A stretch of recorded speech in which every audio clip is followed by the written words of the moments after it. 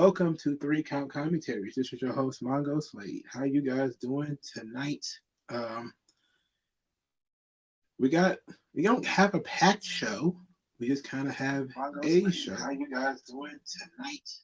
We don't have a packed show. We just kind of have a show. There wasn't a lot happening. I did a lot of talking on the AEW review about a lot of different subjects that I probably should have saved for this show. I actually just went to bed early.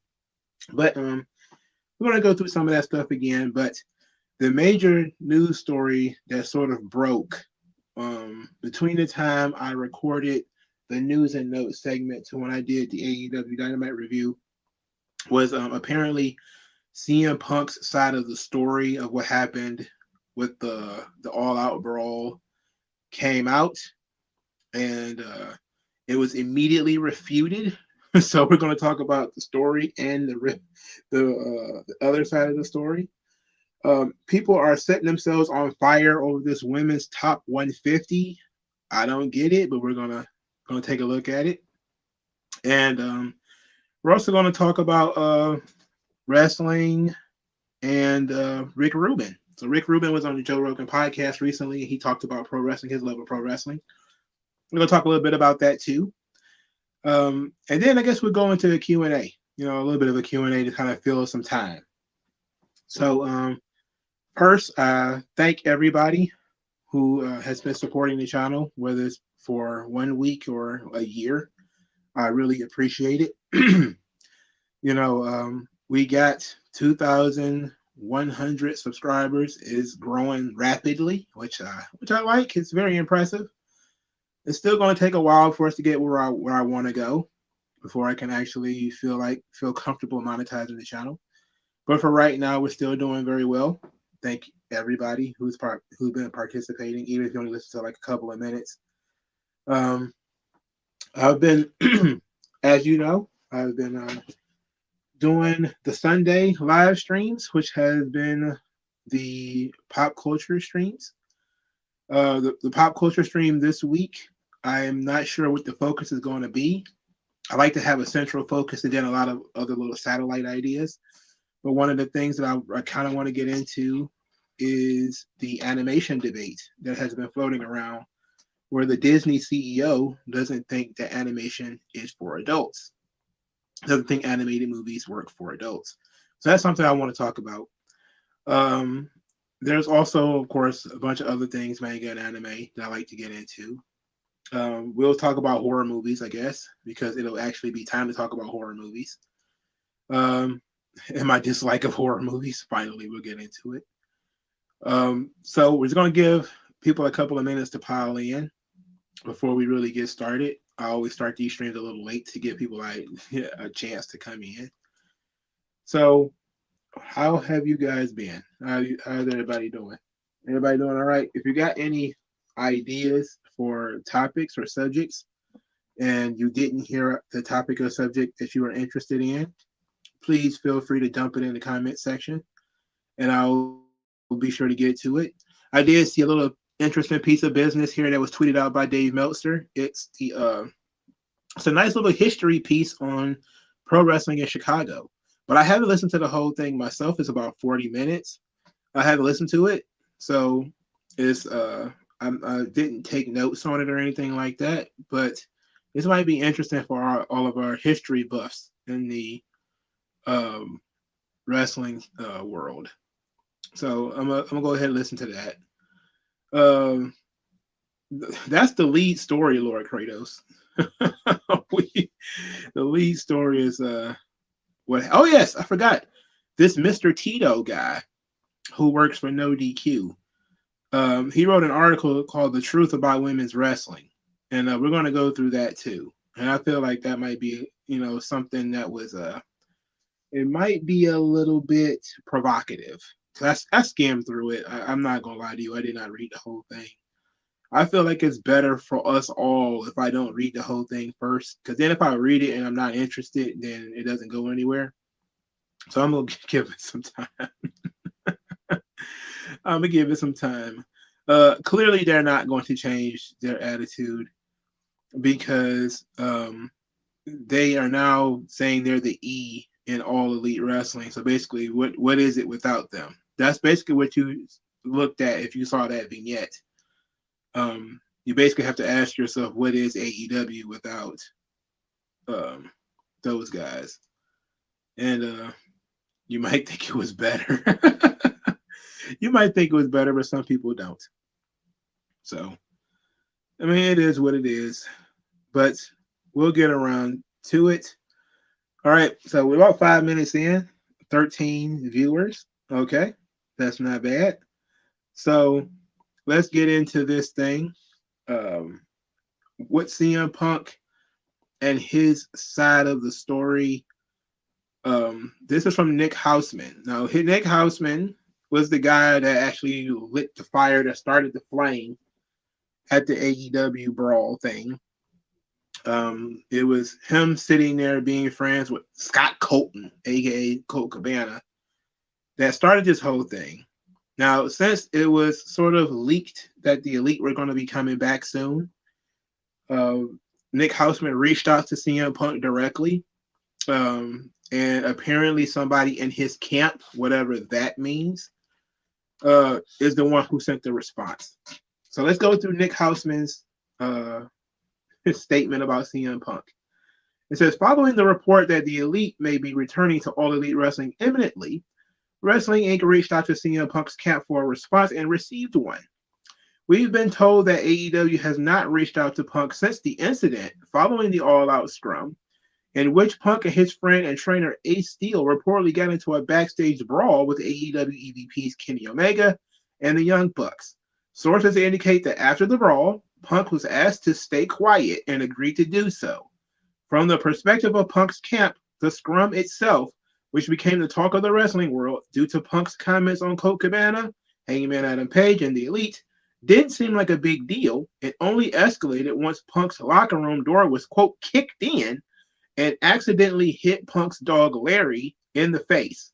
At a pre-scheduled veterinarian appointment a few days later, Punk was informed that 2 of Larry's teeth had been knocked loose and had to be removed.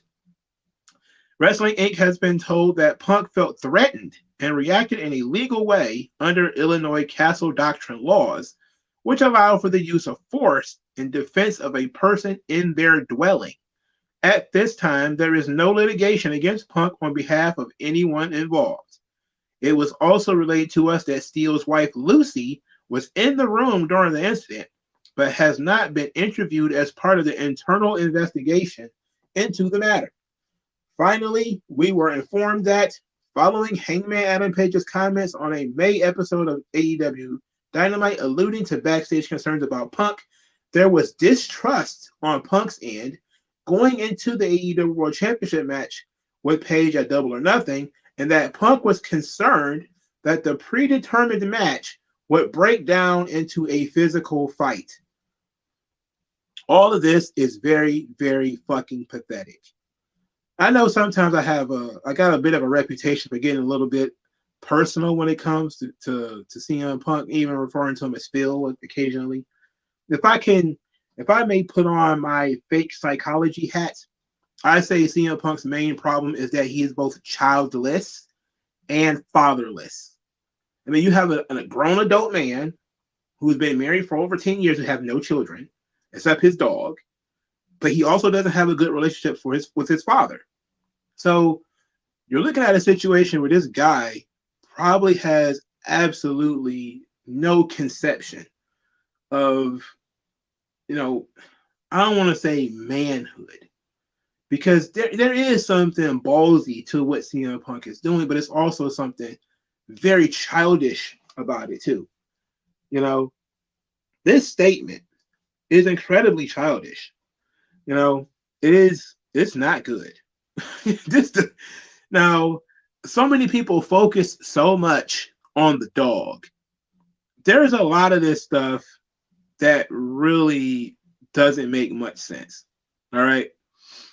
Here he talks about sources indicate that after wait a minute, hold on, let's back up a little bit. We've been told that AEW has not reached out to Punk since the incident following the AEW All Out Media Scrum. You mean he has not talked to AEW since? We're supposed to believe right now that they're talking about buyouts, that they're discussing stuff, they're changing this and changing that. And CM Punk's side is saying AEW has not reached out to them. So what's true and what's not true? Punk was asked to stay quiet and then did so. Why would you stay quiet? Why would you volunteer to be quiet about this situation? I mean, you talk so much about everything else, but for this subject, you decided to bite your lip, to hold your tongue. And I talk about CM Punk and his dog. Now, I'm not a pet guy. I don't have any pets. I have no desire to have pets. I probably feel the way about pets how some people feel about children. I do want to have children one day. Some people don't.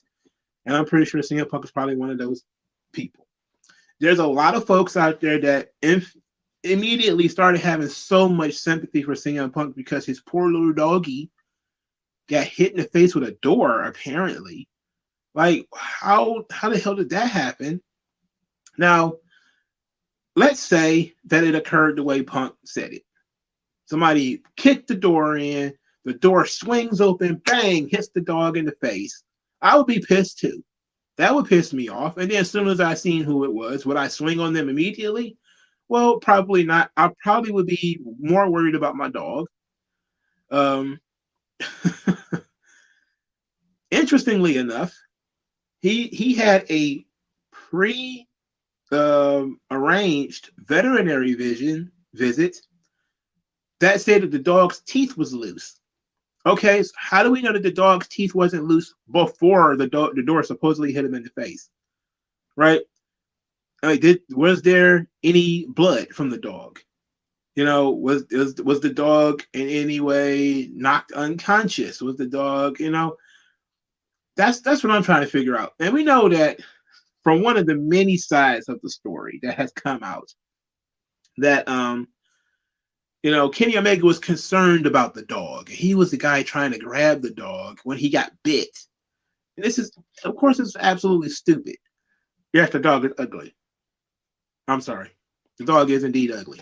It's an ugly dog. But, it's some kind of rescue animal. Like, everybody's got like this rescue animal thing going on. Ever since they started letting like veterans do it, everybody, every time Dick and Harry needs a dog or a cat or a kitten or something fluffy to hold on to. TN Pyro, you're asking too many questions. I thought Ace Steel's wife was in there with the dog too, but apparently the dog was behind the door. So when the door got kicked in, it hit the dog in the face. Why would the dog be so close to the door? Now, maybe the dog could smell them coming and was barking and scratching at the door when they kicked it open. Maybe that could have happened. Yes, why wasn't the dog? I mean, he must be one of these newfangled dog owners who doesn't put their animals on a leash. I mean, I don't know. That's a good question, Afro Ninja. The biggest names in AEW, and now all we're talking about is whether a dog was injured or not, whether a dog suffered the brunt of this or not. And so many people are willing to change their perception of what happened based off of whether a dog was hurt or not. I'm like, no. In any event, whatever happened with the dog, they wouldn't have kicked your door in if you had flown off the handle in public in front of the fucking world. If you'd have had some decorum, they wouldn't have came to your doorstep. Now, interestingly enough, they tried to quote Illinois Castle Doctrine in this thing. And I'm looking at this and I'm saying to myself, does a locker room even count? When you talk about, according to Illinois Castle Doctrine, like, a locker room counts in that respect. I have a right to defend myself. You didn't shoot them. You know, he didn't shoot the Elite. He punched one of them in the face, and somebody threw a chair, and somebody got bit. It wasn't, they kicked my door and I just started blasting. That's not what. I prefer fluffy chicks too, Special J. I would rather grab a fluffy chick. Goddamn mutt. But I'm an asshole. I'm pretty sure. I knew when I read this, I was like, man, my first thought, and I'm gonna be real because I always be real on this channel. My first thought was fuck that ugly ass dog. Like, fuck that dog, really. Like that was my first thought. Then I was like, okay, let me put myself in CM Punk's shoes. He's already frustrated. He's injured. Then these assholes come to his locker room. They kick the door in. They're being belligerent. Even if they didn't literally kick the door in, maybe they opened the door very aggressively. Then, I can see why you would be on edge. You just talk shit about these guys. Now they showing up to your doorstep. Okay, wait a minute. What do you guys want? Could Punk also be trying to settle royalties? Well, that's probably going to be part of whatever separation they're going to have. Is that they're going to talk about whether he's entitled to, because they shoehorned him into the video game. So they're going to talk about whether he's entitled to royalties and all that kind of stuff, or is he going to have to surrender some of that because he's not going to finish the contract or whatever. That's if they decide to do this buyout thing, which I haven't seen. If CM Punk is not talking to AEW, which is what this statement says, there's no guarantee. That's so there's no telling. There's just absolutely no telling what's going on here. But Illinois Castle Doctrine, I mean, come on, bro. Like, are you serious? For a fight, a fist fight? Like, that's dumb. That's dumb. But they've been selling action figures of CM Punk. They're trying to sell the video game. They've been selling cards. He got plenty of money coming from AEW that he's likely owed. So that's going to be one of the big things. That's usually what kind of slow roll people's releases and stuff like that, is how they split up and divvy up these royalties. Because that's what was FTR's thing. When they left WWE, they were having a discussion about buying out the contract, but also what do we do with the royalties? So when it comes to WWE, if you want out of your contract, usually you have to surrender those royalties. So whatever you're owed, they usually just don't give it to you, or they'll give you a percentage or something like that. I think FTR said they had to pay $10,000 and surrender their royalties. I think that's what they said they had to do. $10,000 to get out of that WWE contract is not a lot, though. Considering what it was worth, it probably wasn't that much. TK can't make any money off this. There's no money to make. Like what can he do? These guys, look, listen to the part that really fucked me over the most. He was concerned that his Double or Nothing match with Hangman Page would turn into a shoot. Who the fuck do you think Hangman Page is? Like, yeah, we're gonna see. Yeah, because that's what started this whole thing. TN Pyro was the A Steel Instagram post about false accusations. Now we have seen Kenny Omega's arm, and it does have a bite mark on it. That doesn't mean that the bite mark came from A Steel. The bite mark could have came from Larry. Larry could have bit Kenny Omega bitch ass. We don't know. And since I don't have a horse in the race, I really don't care who bit who, who did what to. Oh shit! But ultimately, I find it very interesting that that was the go-to. But he was concerned. He was concerned that Hangman Page was going to shoot on him. This dude did UFC. Hangman Page is running around in butterfly pants, and he's worried about Hangman Page shooting on him. Like, what are you talking about? Like, what are you talking about? Now, if I was on CM Punk's side of the discussion, let's say, the moment I see some crap like that, I would say, bruh, you was worried that Hangman Page, who went into business with himself verbally, was not going to be respectful in a match. Now maybe he would have worked a little bit stiffer than usual. He could have went in there and blew the match up, pulled a Shawn Michaels and just oversold everything and ruined it, which he could have done. And if I was going to be an asshole, that's what I would do. But I don't think he wanted to turn it into a shoot fight. There's nothing there that tells me he would have turned that into a shoot fight. That doesn't make any fucking sense. That doesn't make any sense. So now I'm really deeply concerned about CM Punk's side of this story, because now I'm looking at it and it doesn't come across as being anything legitimate to me. It's coming up dumb. You know, it's Omega getting bit by Larry. Like, come here, little doggy. Start sissy slap fight guy is going to go into your locker room and fist fight you. I said this before. Remember when Kenny Omega was absolutely acting a fool on Twitter? He's having a meltdown. I forget how long ago this was. It might have been about a year ago. And he was threatening to fight fans.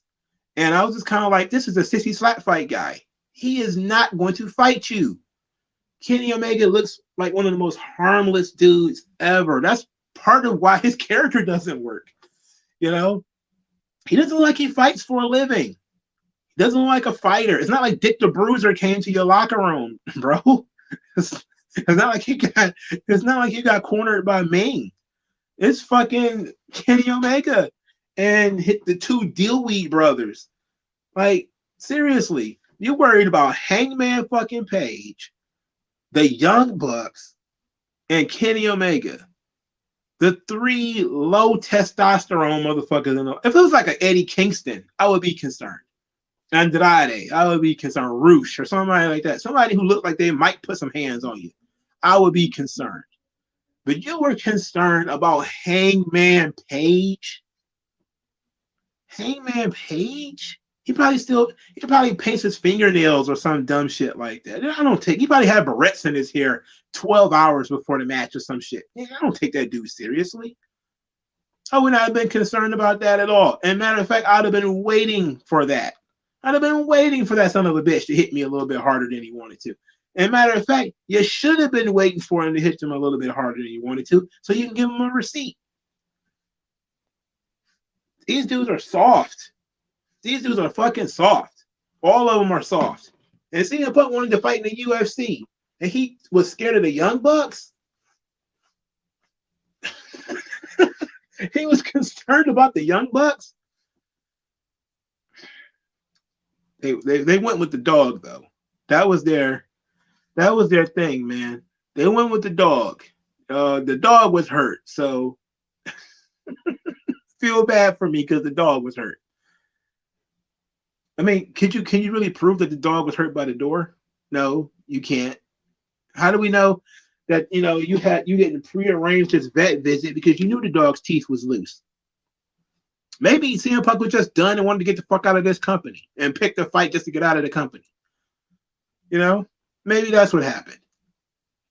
But this shit doesn't make any sense. All right. So we talked enough about CM Punk. I mean, come on. I don't like Phil. Fuck him. It reads as being incredibly disingenuous to me. I don't like it. But first, let's listen to Dave Meltzer. He's got some audio. We're going to play some audio from Dave Meltzer.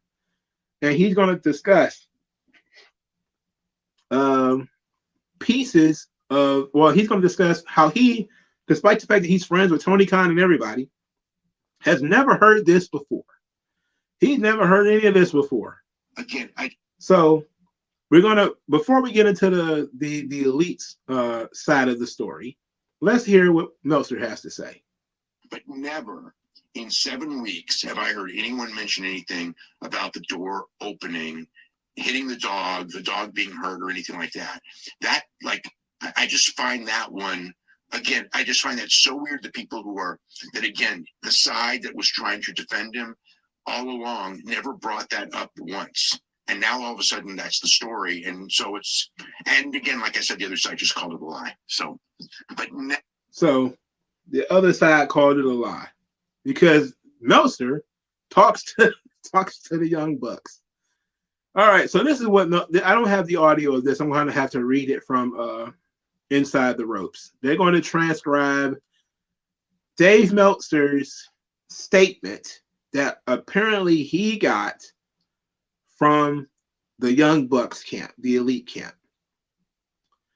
He says, quote, "Everyone is still banned from talking publicly about the situation. The investigation is over, and you can tell by who's back and who's not back, and also kind of by what Punk said.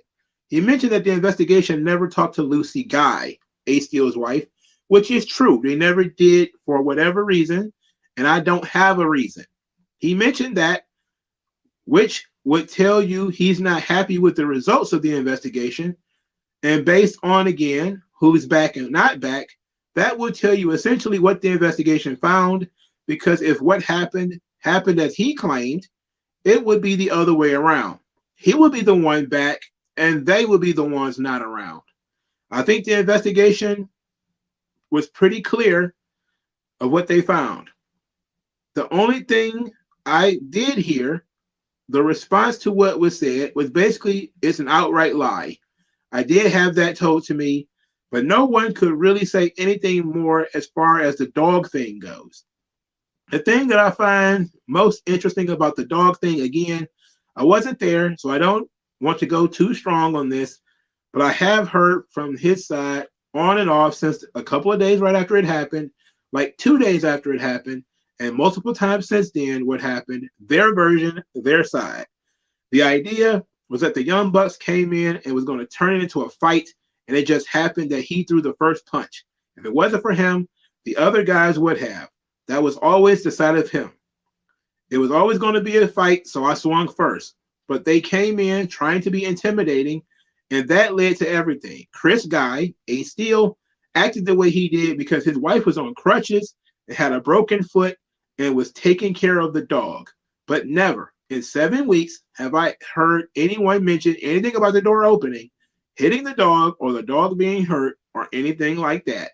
I just find that one so weird, that the side that was trying to defend him all along never brought that up once. And now all of a sudden, that's the story.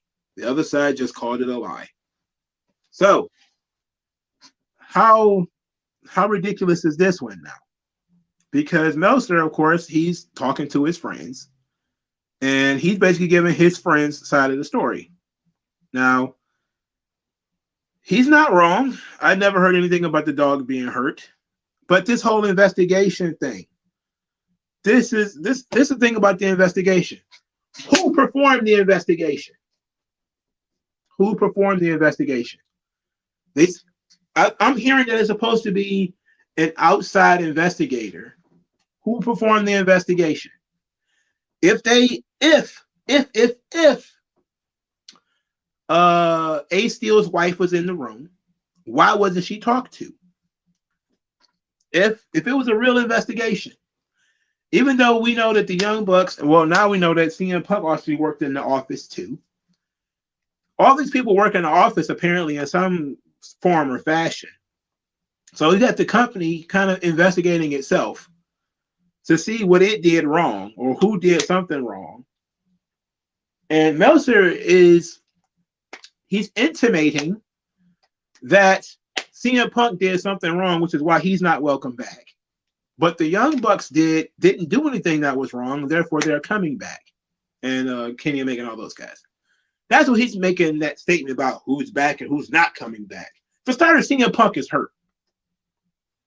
All right. That's the first thing. CM Punk is hurt.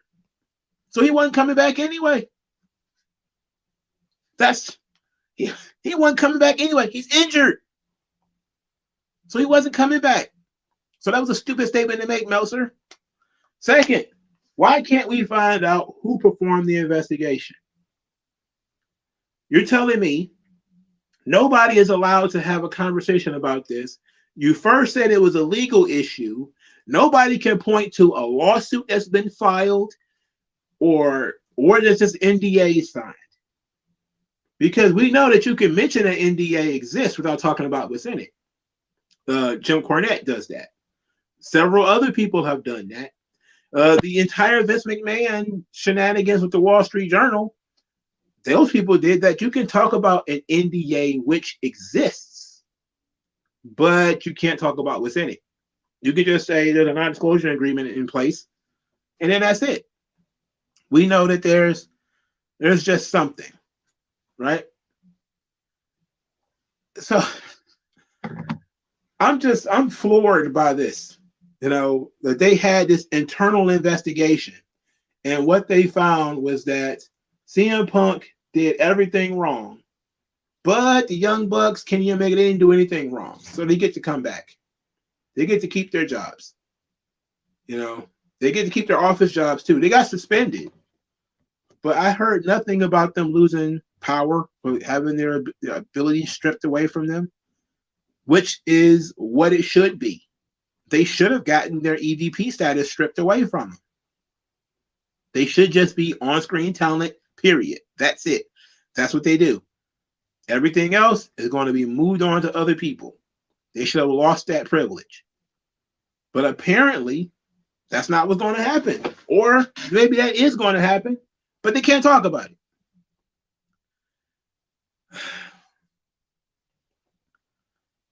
Bradley Gamble said Brian Last on the Wrestling News said a while back the investigation was being led by someone named Chris Peck. I have no idea who that is. I don't know who it is either. Now, it could be some kind of outside attorney that works for one of the parties, but here's another thing.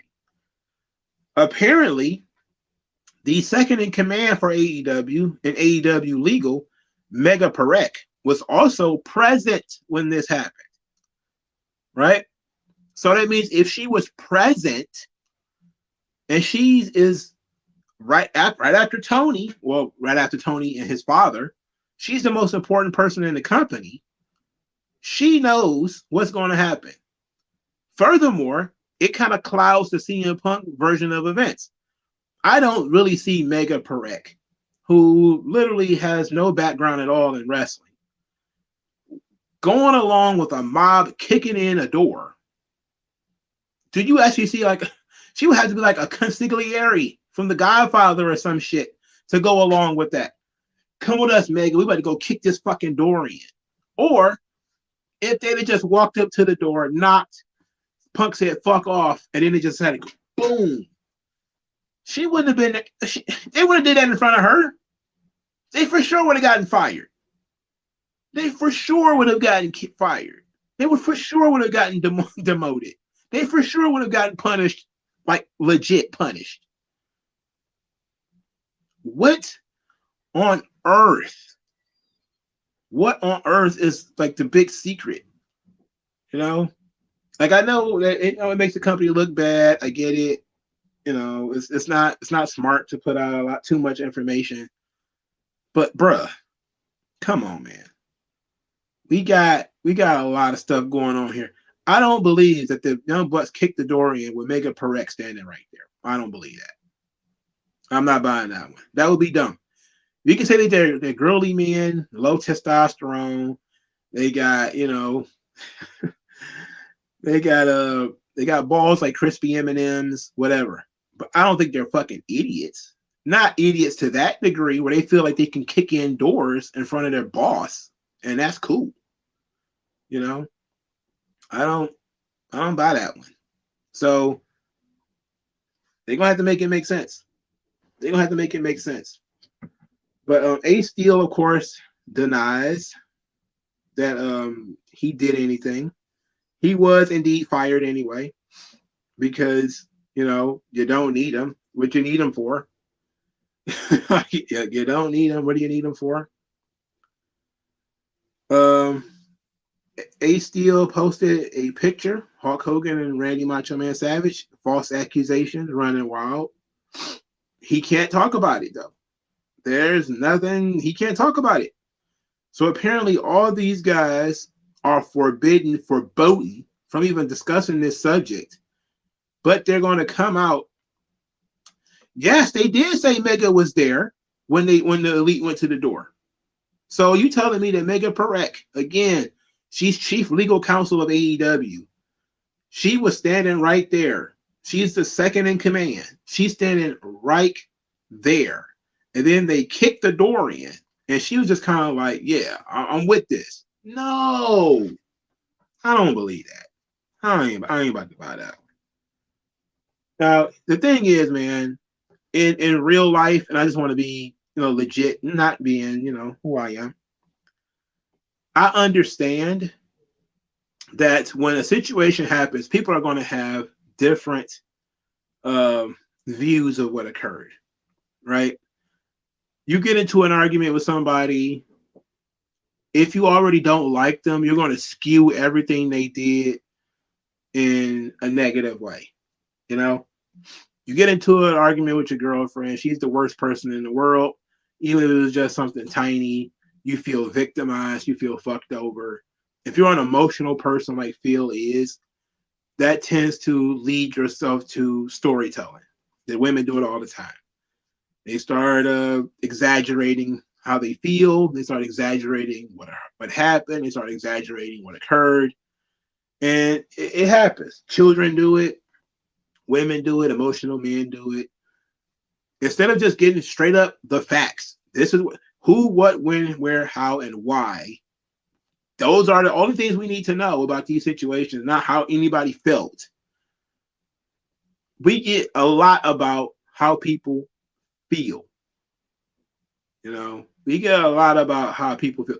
And I'm surprised, and to be quite honest, I'm not surprised that they don't have any footage, because I don't think they would have cameras in the locker rooms. But somebody is going to talk. The thing is, nobody's in enough trouble to really get some serious legal trouble.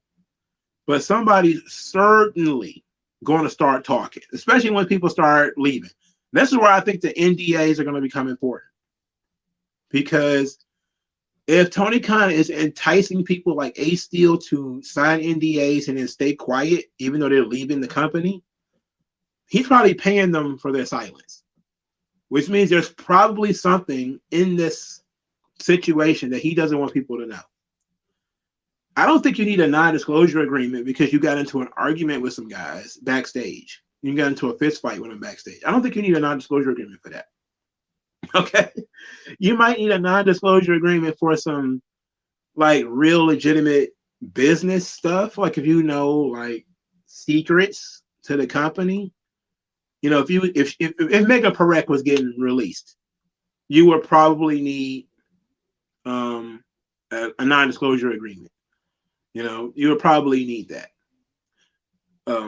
But yeah.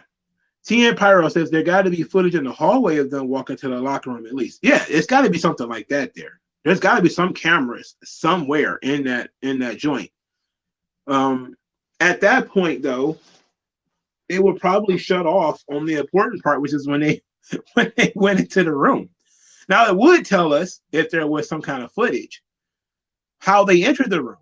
Did they just walk open and open the door? Did they kick the door open? Did they push the door open? Did they knock politely first and then open the door? Like, how did they go in? But I think the more you let people gossip, the worse things get. Like, if we got a lot of information out of this thing when it first happened, I think it would have been over, because we got a lot of the information out. It'd have been kind of like, okay, all these guys are knuckleheads, and it's over. Like the Andrade and Sammy Guevara thing. Like, that shit's not still going on. It's over because we got all the information we really needed to know. That was it. The Eddie Kingston and Sammy Guevara situation. We got all the information we needed to know, really. And that was just kind of it. There was nothing extra to it. If you put everything out there, then the situation has an opportunity to die down. But as more stuff comes out piecemeal, a little at a time, there was a fight. Okay, what happened? Oh, this is what happened. That what happened. This is yada, yada, yada. Now we don't know if somebody's suspended. Are they fired? What's going on? We don't know. There's an investigation. Who's doing the investigation? We don't know. They can't talk about it. Is there a non-disclosure agreement? Is there, some kind of gag order? Is there a legal situation? We don't know. Then over time, we just started looking and saying, okay, there's no lawsuit because that would be public. There's no lawsuit. So it's not a legal issue. Illinois castle doctrine probably does not fucking apply to a locker room. I'm not sure how that works. I would have to be a lawyer to know whether that works in a locker room. And it's real ridiculous. And I think that I really want this subject to die, and so we don't have to talk about it anymore. I would love for this subject to just go away forever. D-Mac says both sides are definitely going to push stories that paint them in the best light. Well, yes. I'm trying to say, I say that the truth is somewhere in the middle. Do I buy that the Young Bucks and Kenny Omega went to CM Punk's locker room? Yes, I believe that they did. I think they saw CM Punk very upset, and he's cussing them out, and he's talking trash about them, and they decided to go see what's up. So they just go to his locker room. Do I think they went with some intent to jump him? No. Do I think they went with some intent to start a fight with him? No. Do I think that he punched one of them because he got upset? Yes. Do I think that the dog got hurt? I don't fucking know. All right. But at some point, Punk threw a punch. I do believe that. And maybe that's what started the fight. And then everything broke loose from there. But we don't know. We're not allowed to know. And D-Mac is correct. They probably should put out some kind of official statement. And then everybody agrees that that's the official statement and that's it. You know, and that's it. You know, we're not going to debate it anymore. We're not going to argue it anymore. We're not going to talk about it anymore. But I'm going to tell you what's going to happen. Somebody's going to get real bitter and real angry with AEW one day. And they're going to leak. That's what's going to happen. There's going to be somebody who works there, who's been there for a while, somebody who's probably involved. Probably one of those satellite figures that work there, a Cutler or, you know, somebody like that who's going to be the one who's going to leak some information about the big fight. And that's probably going to be it. Those are probably the guys doing all the talking anyway. Those are probably the guys doing all the fucking talking anyway. Because, you know, it's very weird that, but I find it very strange that the moment Ace Steel made his statement via Instagram post, we saw CM Punk post something on social media for the first time in 2 months, and we see the Young Bucks doing their thing. They're coming back on TV.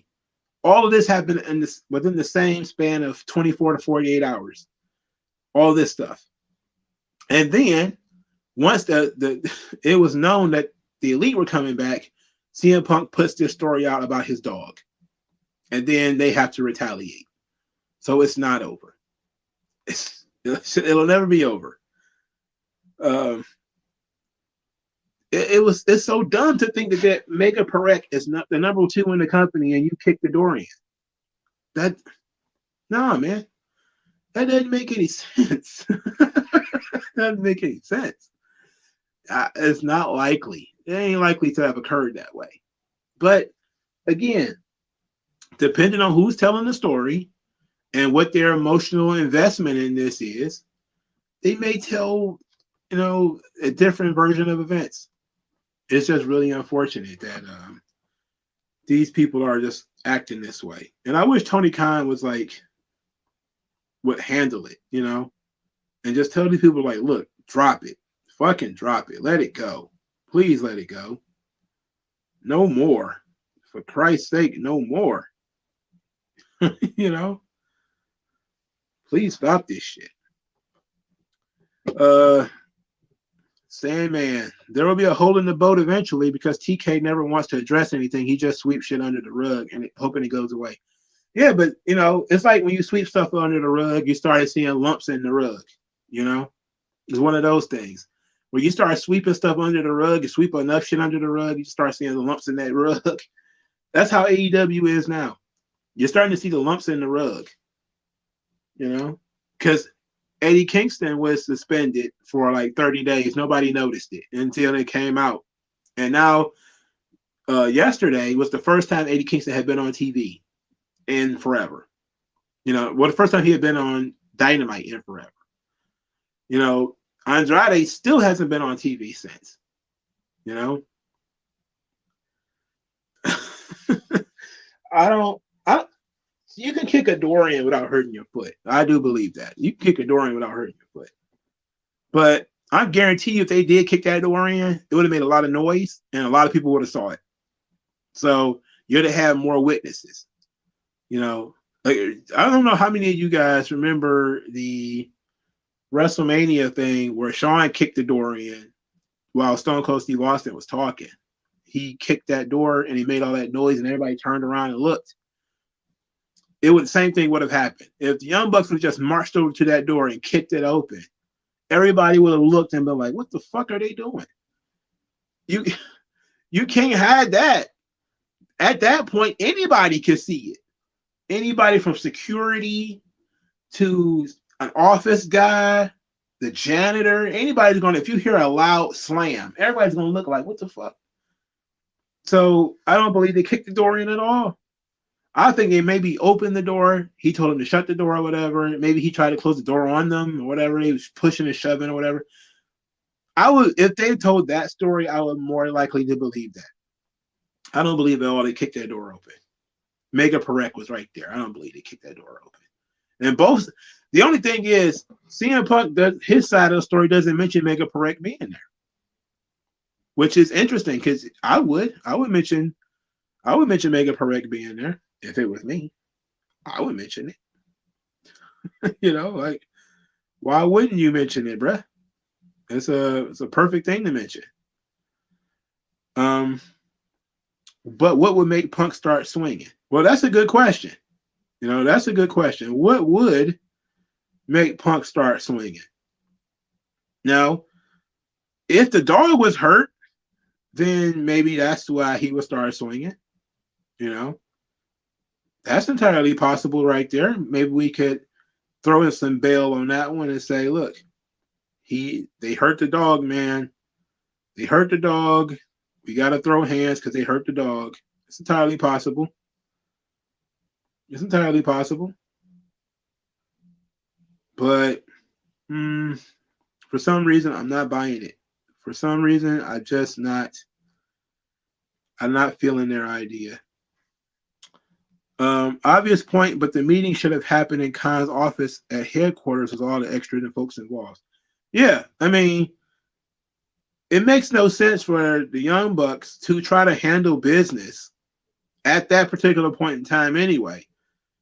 You know, if you are in the office, you should be smart enough to know I'm not about to go to his locker room. Why he is in the locker room still steaming about what he just said on TV. Like he literally just ran you guys down, and then you guys gonna go show up at his locker room door. Like that's dumb. You know, like that's real dumb. You're asking for trouble at that point. So I do see how he might have felt like these guys were ganging up on him because he said something negative about him, and then he fucking showed up at his door. You know, like that's weird, but he's obviously exaggerating, you know, and he's probably angling to get out of this situation, so he's going to exaggerate as much as possible. They hurt my dog, man, so I got to get out of here. All right, brother. If that's the way you want to play it, then it is what it is. CM Punk would exaggerate his story. He did it on the Colt Cabana podcast with the size of his infection. Oh, so he exaggerated about the infection? Well, I'm pretty sure. But see, that's the thing about storytelling, though. When you get into the neighborhood of storytelling, you get into exaggerations. You know, when you get in the business of telling tales and you get away from the concept of who, what, when, where, how, and why, you start getting into telling stories and you're going to start exaggerating. That's the nature of the beast. It's unfortunate, but that's how it is. You know, Sandman says, I don't care what anyone says. Hangman is the catalyst for all this. Yeah, but the crazy thing is he wasn't there. Like, how weird is that? That all of this shit is Hangman's fault, but he wasn't there, so he can't get in trouble for any of this shit because he wasn't there. He, the one who started it, is the one who took off and decided to go mind his own fucking business. You know, like he decided, you know what? I got butterflies to stitch on my pants. I'm not going to hang around here. D-Mac, the wildest part of this story is that neither side is all that sympathetic to many fans outside of the folks who are diehard, elite, or punk loyalists. Yeah, that's true. Like, I think a lot of people, they're swinging back and forth every time new information comes out. Like, this time last week, everybody hated CM Punk. It was fuck CM Punk. He ruined his own legacy. He ruined his career. He's trying to ruin AEW. He got everything he wanted, and he just fucked it up. How could you be so stupid? How could you be so selfish? Yada, yada, yada. That was, everybody talking about CM Punk not too long ago. Now this week is like, oh my God, his poor doggy. I feel so terrible for his doggy. Oh no, I would act up too if somebody, hit my doggy with a door. I would be mad too. It's like, bruh, just last week you was like, fuck Phil. And and the horse he ran it on, and you had no sympathy for him. Now all of a sudden it's like, well, I kind of get it. It's like, let's just tell the truth. We don't know what the fuck is going on, and we'll probably never know. We'll never get, the full story, because that would involve people telling the truth, which won't happen. They're not going to make themselves look like the heels in this situation.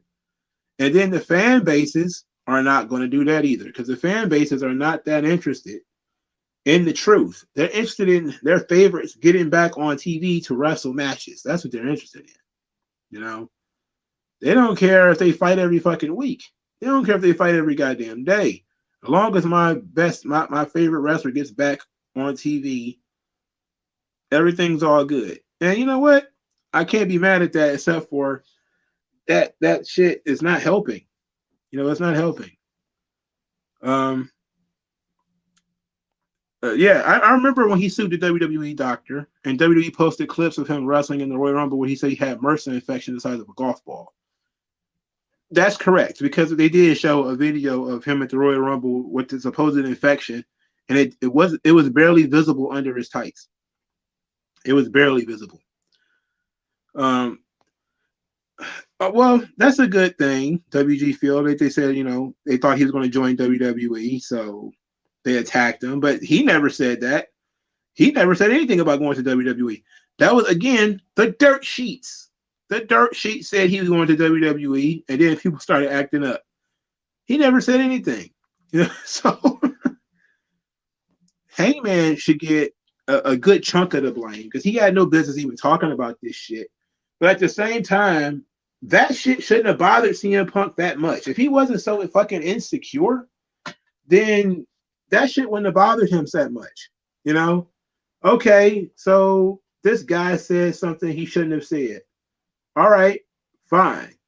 Why do we need to fly off the handle and threaten to beat people up? And I'm concerned I was going to get jumped. Like, I don't buy that. Like, come on, man. You're full of shit. You're full of shit, really. Folks 100% flipped. Some now saying he wasn't that much of a draw after being mad that a guy like Bischoff said he wasn't a draw. That's true, too. That's true. I did see a lot of people try to make the argument that he wasn't a draw, or that he wasn't as important as the Elite. I saw a lot of that. Well, he wasn't as important as the other guys. Well, I don't know. I don't know whether he was or wasn't. I don't even think it's relevant. The fact of the matter is he was indeed moving tickets. He was indeed somebody that people was more interested in than the fucking Elite.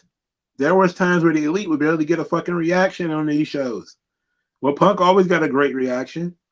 He was definitely selling more t-shirts and all that kind of stuff than them. And it is what it is, you know. Kirk Tuss wants to know what Kenny Omega's gimmick is. He's a Canadian tourist. He's the best bout machine. If you understand what that means.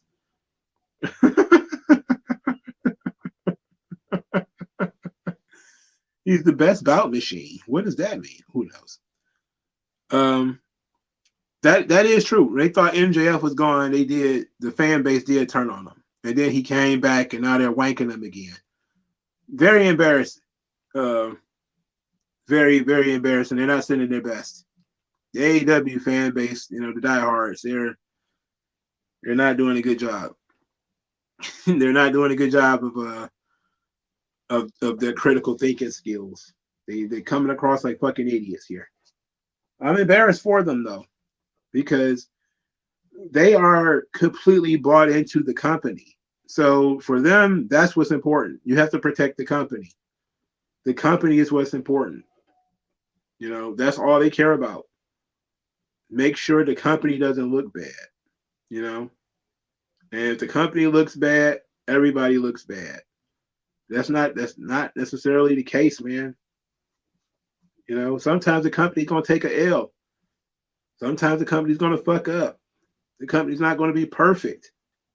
It's okay for us to say that the company is just not doing that well, or somebody isn't happy there because of something that the company did wrong, rather than some kind of situation with them, you know?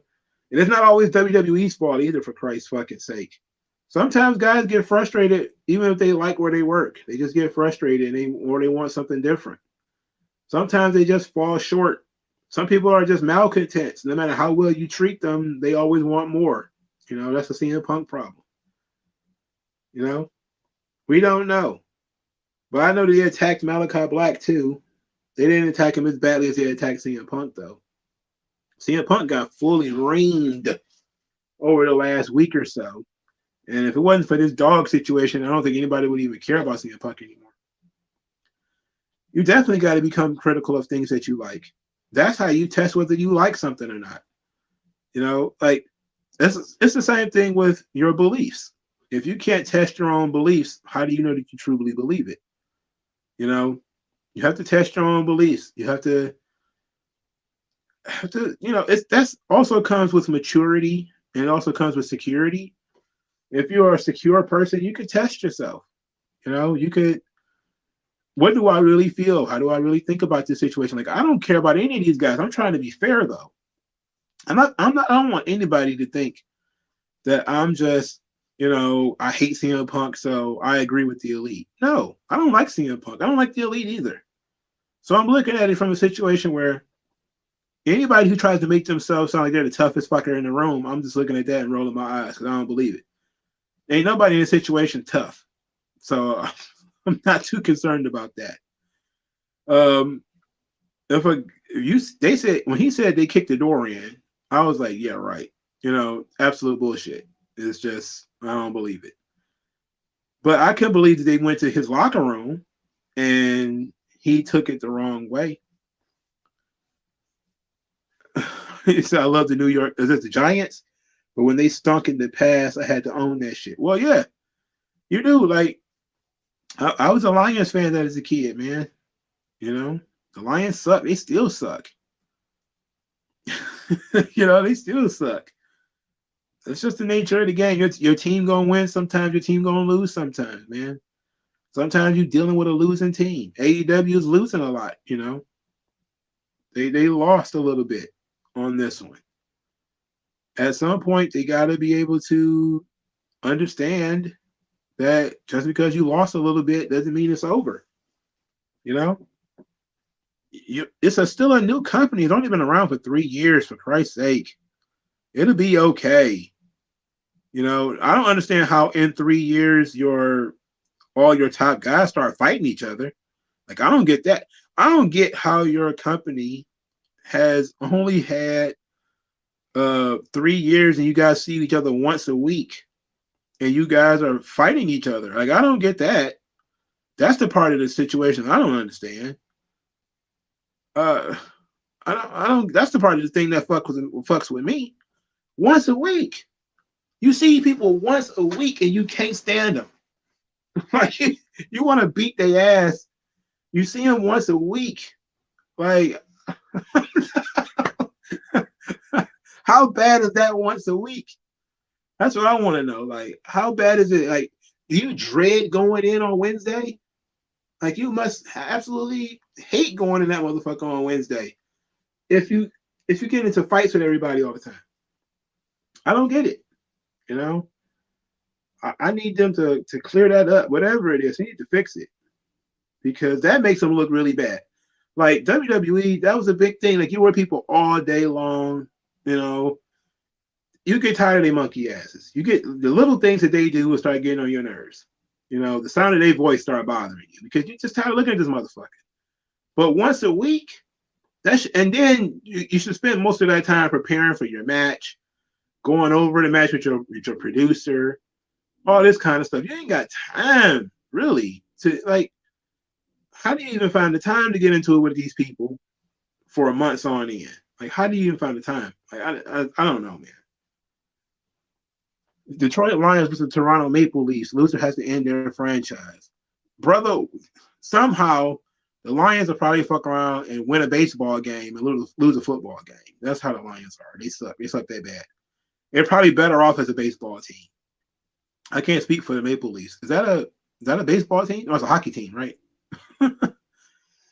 In your view, the Elite come back as mega over faces or mixed reaction? They come back to CM Punk chants. That's what I think. I think CM Punk chants as soon as they come out. That's what I think. But also, I think it depends on where they go. I think they stay away from Chicago because they're gonna get nothing but CM Punk chants.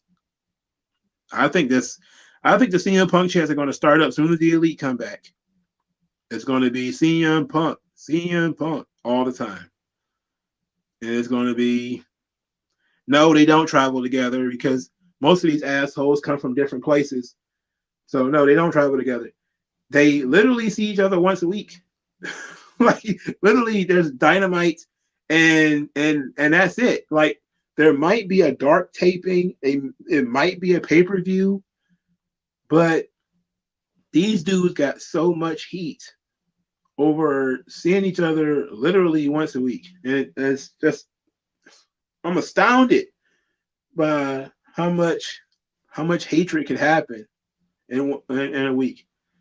I now if it was a WWE fan base, I would expect them to say something or do something to mess with the whole bite mark thing.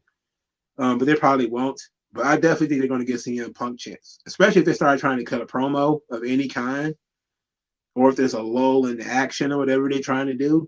CM Punk. It's going to be really annoying, and it's going to be specifically at the Elite. And Punk is a guy who holds grudges, so I don't think he's going to get over it either. You know, I don't see him getting into this situation and looking at it and then saying time heals all wounds, which is what there's a lot of naive people online who think that, oh, CM Punk's going to come back from his injury and everybody's going to be like, you know what, that was all very stupid. We're going to sweep it under the rug. It's like, no, like he came out with his statement. They immediately called him a liar. Immediately. They didn't just say, fuck it, I'm done with this. We'll deal with it some other time. They was like, nope, he lied. And then it's not going to end. It's not going to end. So I don't think it's going to be one of those things where CM Punk is going to get a chance to get over it. I think eventually somebody's going to make a statement, or they're going to make a statement without making a statement. It's disgusting. So shall we move on now to the PWI 150? This one's just similar to the men's 150, or men's 500 or whatever it is. I didn't really pay too much attention to it, but it got the internet rocking, and people are very upset. I looked and I saw why they were upset, but then I realized like it's PWI. I don't care, you know. So let's see. Let's find this thing here because I did remove it from my. Oh Jesus! All right, so the top 10 of PWI's 2022 Women's Wrestling 150. The top 10. Number 10, Taya Valkyrie, AAA. Number 9, Starlight Kid from Stardom. Number 8, Charlotte Flair, WWE. Number 7, Saya Kamitani from Stardom. Number 6, Jordan Grace from Impact Wrestling. Number 5, Jade Cargill of AEW. 4, Becky Lynch of WWE. Number 3, Thunder Rosa of AEW. Number 2, Bianca Belair, WWE. And number 1, Syuri. I'm guessing it's Syuri of Stardom. Everybody acted a fool because nobody knows who Syuri is. So everybody's just like, all the American wrestling fans have no idea who Syuri is. I might even be pronouncing her name wrong. It's not like it matters. These lists are, for starters, that kayfabe is all hell. So they're looking at kayfabe stuff. You know, I was more interested in the rest of the list. Like the person whose tweets I'm reading at Who Is Vindictive, they have where the AEW women are ranked and where the WWE women are ranked. So let's do the AEW women first. So the highest ranked woman in the PWI Women's 150 for AEW is Thunder Rosa at number 3. The second highest is Jade Cargill at number 5. Britt Baker is 13. Toni Storm was 25. Mercedes Martinez was 28. Willow Nightingale is 40. Ruby Soho is 60. Jamie Hayter is 64. Hikaru Shida is 65. Athena is 76. Kylan King is 80. 96 is Layla Gray. 100 is Kiara Hogan. 103 is Anna Jay. 112 is Red Velvet. 118 is Marina Shafir. 125, Chris Statlander. 127, Tay Mello. How Ty Mello ended up under Kylan King, I have no fucking idea. I don't know, man. I don't know. Does it matter? No, not really. All right, so let's look at the women's division for WWE. The highest ranked is, of course, Bianca Belair at number 2. Number 4 is Becky Lynch. Number 8, Charlotte Flair. Number 17 was Liv Morgan.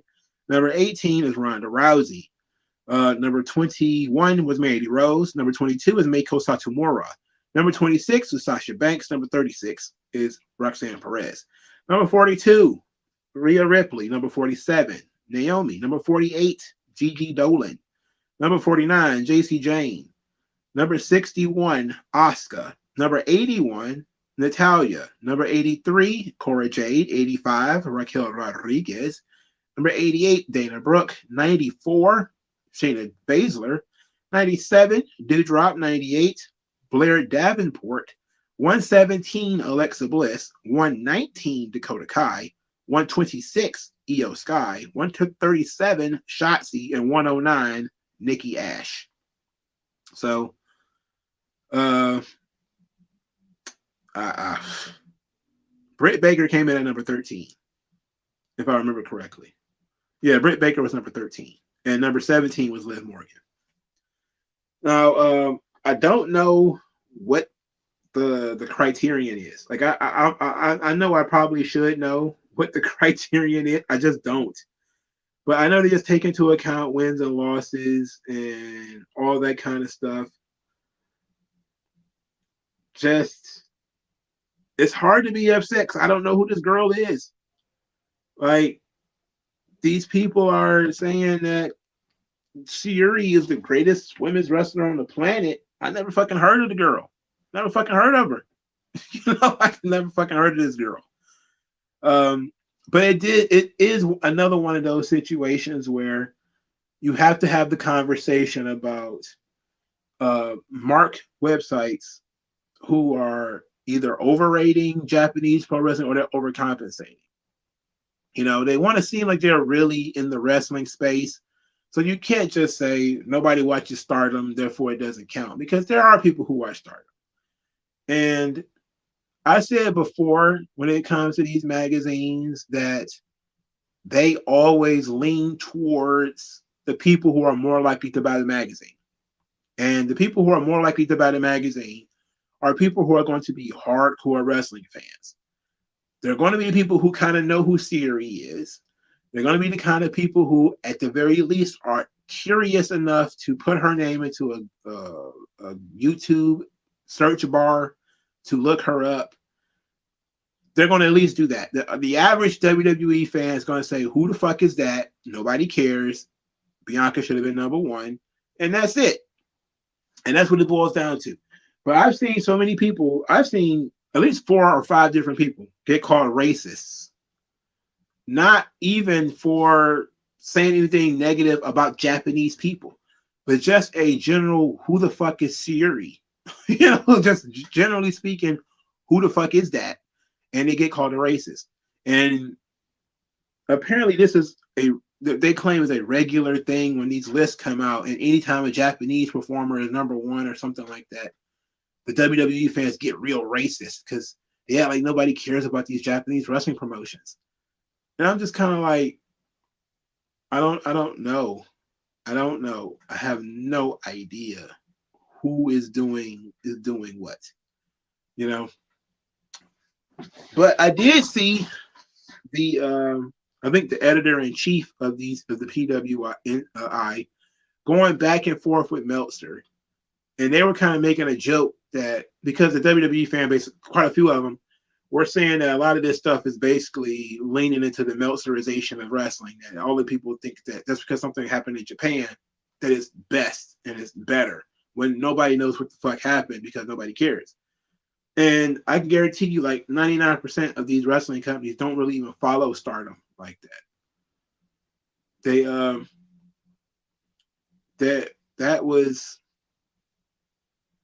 that's kind of how it is, you know. Like they follow New Japan. They don't really follow like Noah or All Japan. It's been forever since I've seen one of those companies mentioned by a big name wrestling promotion that didn't attach itself to WWE or AEW or something like that. Right. That's the weird thing. Like people were being called racist for not knowing who the fuck she is.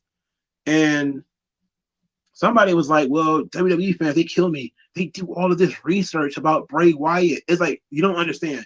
People, when they care about something, they will go to the ends of the earth. Just like if a guy likes a girl, there's no such thing as she can wait till tomorrow, or I don't feel like wasting the gas or whatever. If you like the girl, you're going to go see her, right? If you don't really care about her, you don't really care, you'll find any reason not to go. WWE fans don't care enough about Syuri, pro wrestling, or fucking Stardom to Google her. They want to know, why isn't the person who is more well known the number and who legitimately has a good run, just not the person who more well known, but generally the person who everybody agrees had a hell of a run and is more well known should be number one. There was people who are trying to say, well, she's one of the biggest stars in Japan, and then that got countered with a Google's trend search, which I thought was fucking hilarious. That show Syuri wasn't even trending in Japan ever. And people are just kind of like, well, it's Japan. Like Japan's a fucking island, man. People forget that. I keep having to bring that into perspective for people. Japan is an island. Everybody in Japan looks the same. It's a very homogenous society. To be number one in a more diverse country is different than being number one in a country where everybody fucking looks like you. This is very different. It's a very different experience. I said this about Okada too. Like, Okada, he works very well in Japan because everybody looks like him. Everybody understands him. Having that ability to cross borders is different. That's what, WWE is looking for always. They're looking for. That's why they don't really like accents. You know, Vince always had a thing about accents. Which is why he probably never would have put that fucking Irish guy on the Raw commentary team because of that accent. You know, he didn't want fucking Renee Paquette to have her to use her basically her regular Canadian voice on TV because she had a Canadian accent. And he tried to get rid of accents. He wanted to have that crossover appeal, that appeal to everybody kind of thing.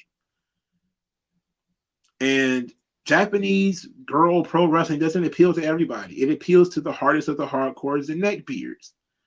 And that's who's going to buy the magazine. Those guys would have complained and actually damaged the reputation of PWI if they would have done it the way WWE fans would have wanted to do it, which is number 1, Bianca Belair, number 2, Becky Lynch, number 3, Sasha Banks, number 4, and then eventually we would have thrown Britt Baker in there because we got to. And then maybe a Thunder Rosa or something like that because they might know who that is. And then we never get around to the Stardom girls at all because they don't know who the fuck those girls are. You know, that would have been unfair too.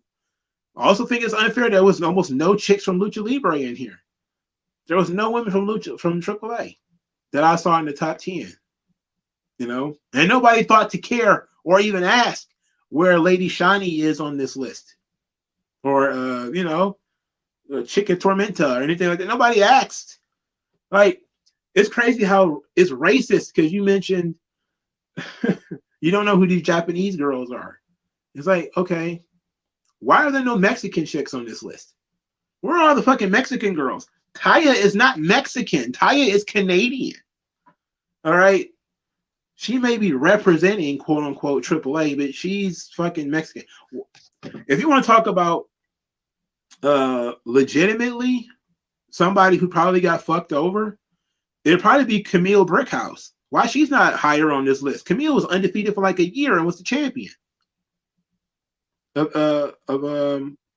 NWA and still is.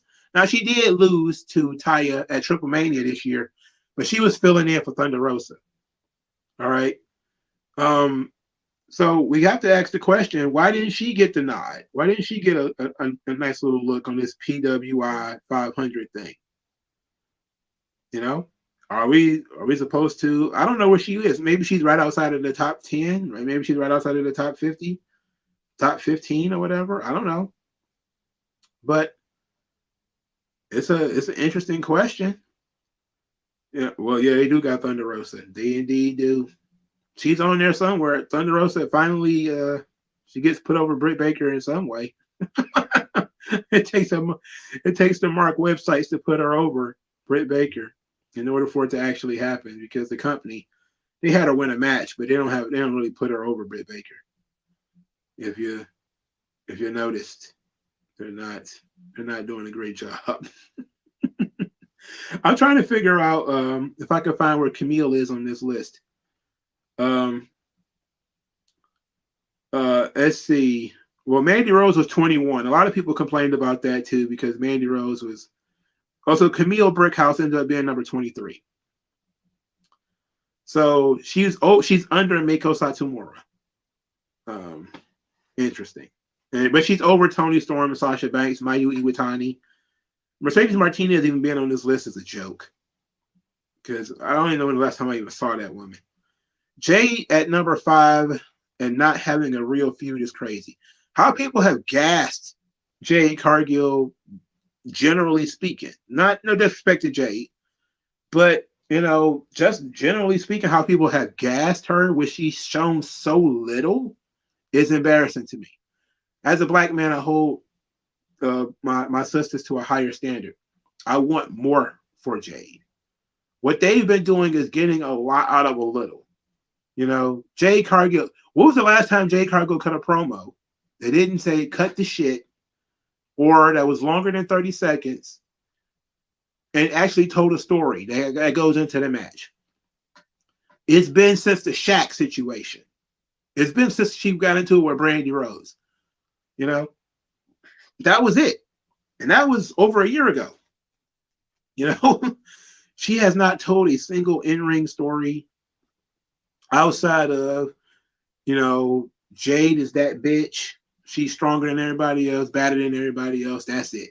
That's it. You know, they haven't done anything with Jade.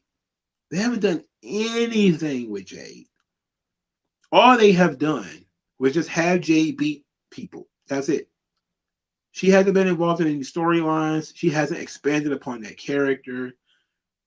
I think they did give her the baddies within the last year, but they don't do anything with the baddies except job them out. You know, it doesn't mean anything, and they're incredibly overprotective of her. You know, they're incredibly overprotective of her to the point where she doesn't wrestle anybody with any real clout. Like, I think Athena was like the first opponent in forever that had any real clout when it comes to wrestling Jade Cargill. You know, they would much rather build somebody up to lose to the world champion than to wrestle Jade Cargill. I think Jamie Hayter would have been a perfect opponent for somebody like Jade Cargill. Jamie Hayter is super over with the audience too. And the question I have to ask is why? What does Jamie Hayter actually do to get over? She barely wrestles. People like her ass. That's pretty much it. She got a nice ass. So people are just kind of like, she's over. She's over with me, bro. She got a nice booty. She's over with me, pal. You know, and I can't argue with it. I'm not going to argue with it. However she gets over with you, she's over with you, right? But I don't see why Jamie Hayter is over. I don't see it. I don't understand it. It's not like she cut some fire ass promo or something like that. No, that didn't happen. It's not like she had like some wicked, really good match. That didn't really happen either. She's over because of that ass.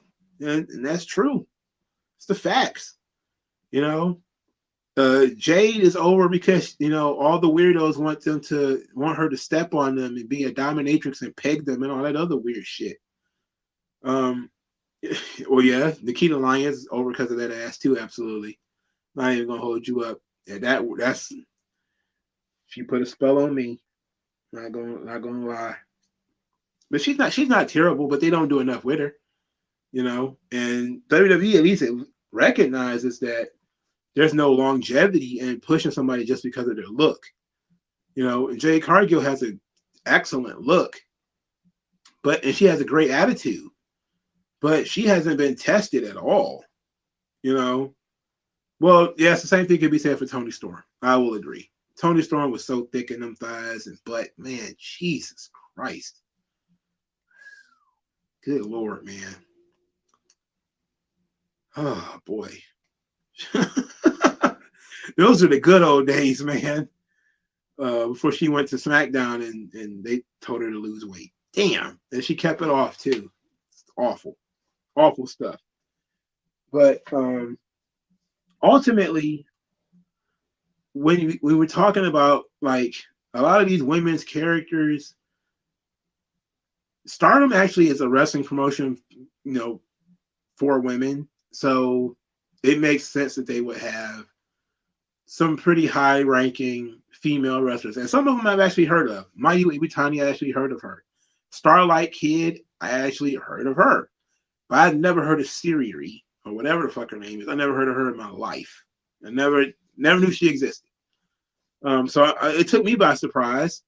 But again, I don't care about these fucking lists. So it's not like I was screaming and hollering. I was just kind of like, oh, Japan wins again. And then I just started saying like, oh, well, everybody was like, oh, you guys are racist. I'm like, well, explain to me where Flammer is on this list. Why the Hydra ain't on this list? You know, like, where is she? You know, you mean to tell me that no AAA women were good enough to be in the top 10, top 15? Okay, if you say so. Tony gave up the thickness. She surrendered the thickness. She's still nicely built, but she's not nowhere near that what she was. Man, she was something else. Yeah, the real test for Jade Cargill is definitely what's going to happen when they take the belt from her.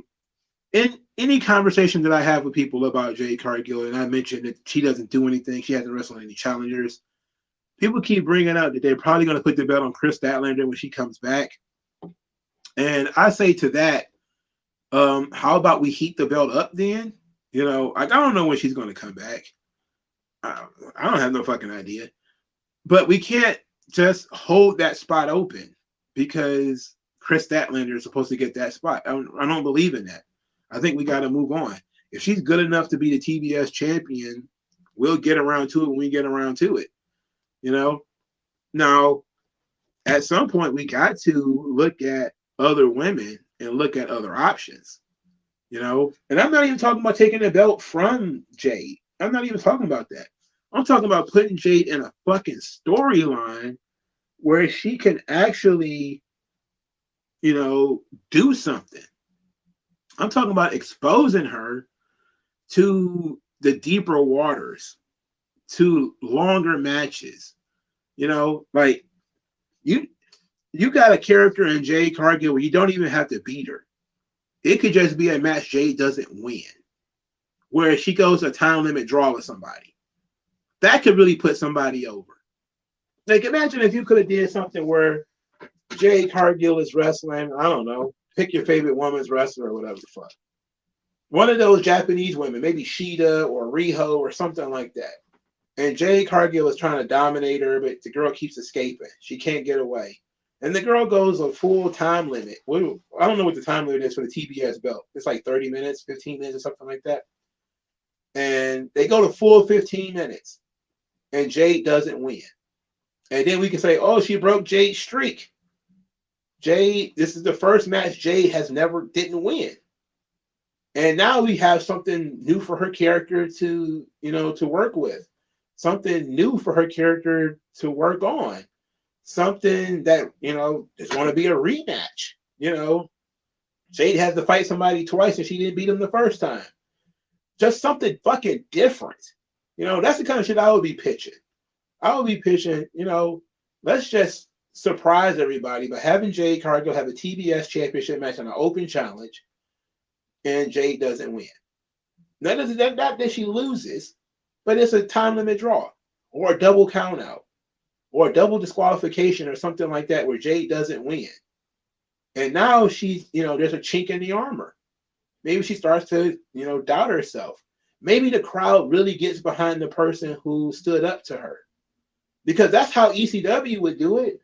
You know, Tony Khan's a big fan of ECW. If I remember correctly, that was part of the Eddie Guerrero Dean Malenko feud, is that they would have these time limit draws, you know? And whoever was the champion, usually was Dean Malenko, if I remember correctly, would try to get the hell out of there, you know, before they, you know, there's extra time added. It's the old TV title thing that it works all the time because smart people recognize what they're doing.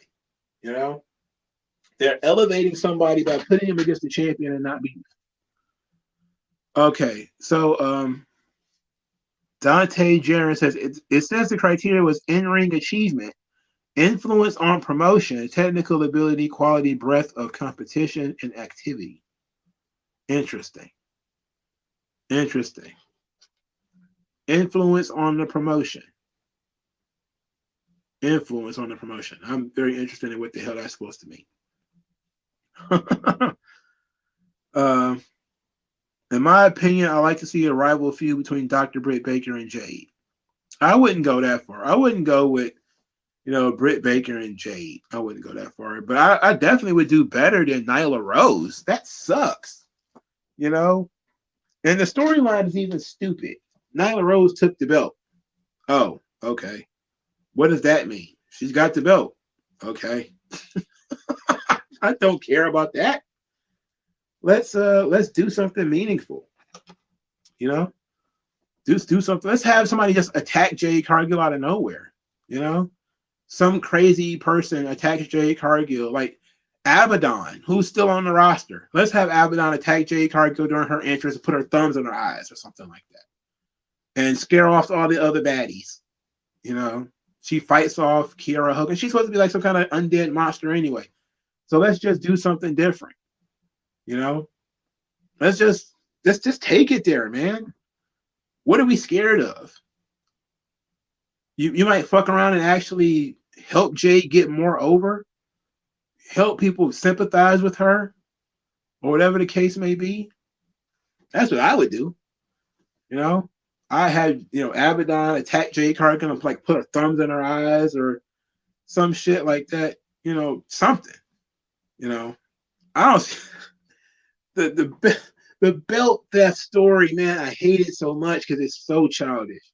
It's playing keep away. If we play keep away with the belt, somehow this will piss the champion off. Like, it's something, I guess, but I'm just kind of like, man, I'm ready for her to do something that's dramatic or something that takes her character to the next level. Yes, Abaddon looks great now. She looks excellent now. She and Jordan Grace did a great job of not looking like piglets anymore. Except for she didn't go the Jordan Grace route, which is obviously Jordan Grace is on something. She's on something because her voice changed. And that voice changing was a motherfucker. And somebody did a side by side of that voice change, and I'm telling you, it was scary. It was scary how much her voice has changed from when she was a little bit chubby to now. She sounds like a completely different person. And that's bothersome to me. I'm not gonna lie to you, it bothered me. But hey, Jordan Grace is the Impact Wrestling Women's Champion, what they call the Knockouts Champion. It's technically, one of the better women's titles in the world because it's very well built. Usually, and she's a pretty good wrestler too. She's not a bad wrestler at all. Lorenzo Granger says, in my opinion, Jade Cargill should have been like Bianca Belair in AEW. She's an amazing outlet. Should have an interesting rival. A lot of superstar in AEW. They would, for starters, AEW doesn't book the women's world title correctly, so they're not going to book the TBS belt correctly. The only thing they're going to do is put her in a situation where she seemingly always wins, and that's it. Yeah, she does look like a bodybuilder from Venice Beach, California now, and she sounds like she chain smokes Marlboros. So I don't know what's going on with her voice. But Abaddon did something. She probably just, worked out a little bit more and stopped eating as much, because she actually just lost a lot of weight and she looks very nice now. I'm very glad for her because it's not doing her any good in terms of her getting on TV because they refuse to put her on TV. CM Punk needs a hug. He needs several fucking hugs. All right.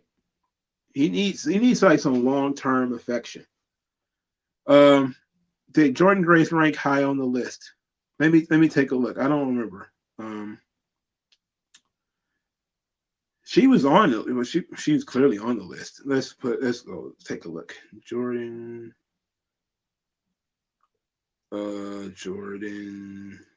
Grace, PWI. She was number 6. Jordan Grace was number 6. So she was out. She was in the top 10. As a matter of fact, the knockouts for PWI was Jordan Grace at number 6, Taya Valkyrie at number 10, Tasha Steelz at number 11, Masha Slamovich at number 14, number 15, Mickie James, and number 19, Deonna Purrazzo. So, okay. All right. That's not bad. I think Deonna probably should have been higher, though. Yeah, Jordan Grace was top 10. Do you think Disco and Conan are right about the women in AEW? They dress like they shop at Kmart.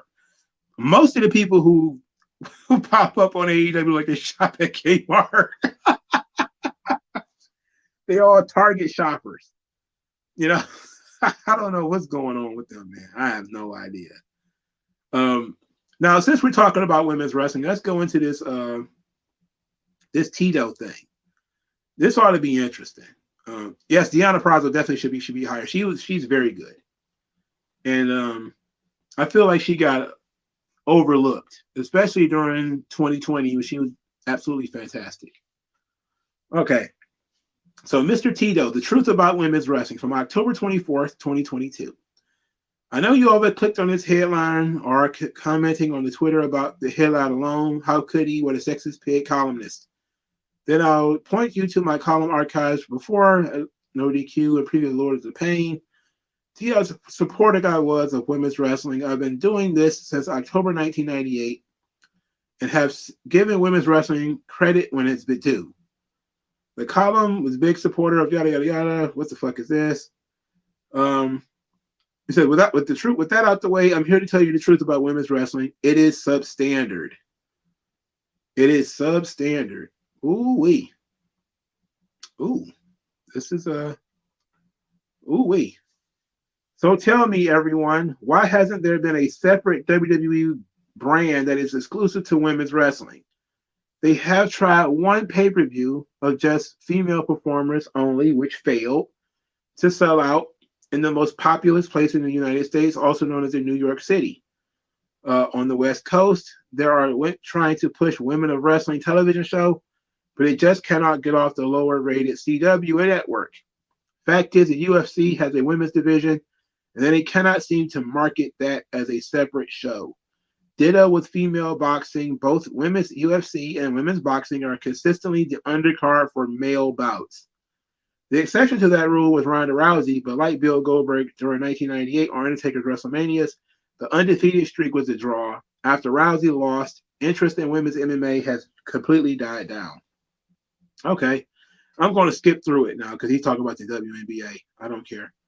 He says, don't believe me, go watch any female Royal Rumble match and tell me that it isn't ridiculous how women struggle to get eliminated from that match.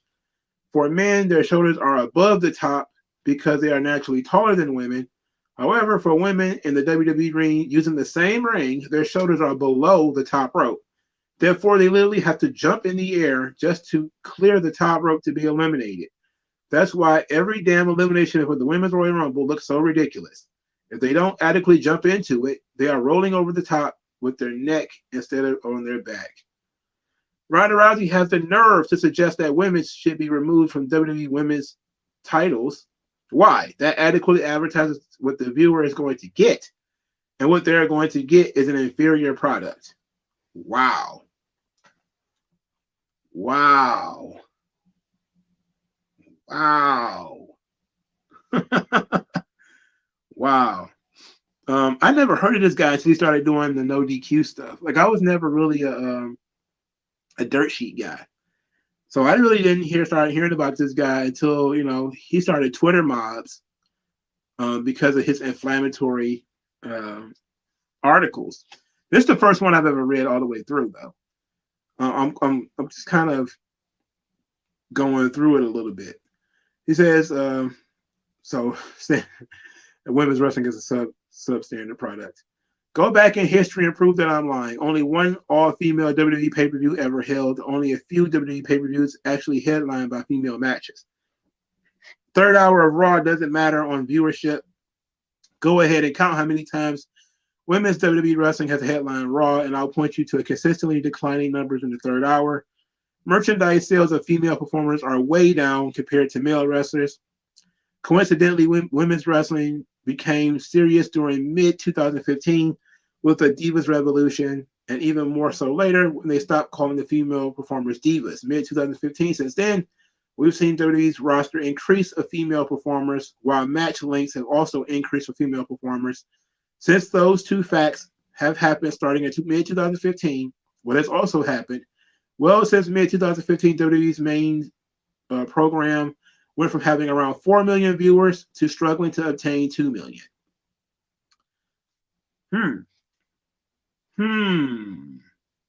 I don't know, man. Jordan Grace not only still does OnlyFans, I think she still does. I don't know if she do his. I don't think she do her fetish shit anymore.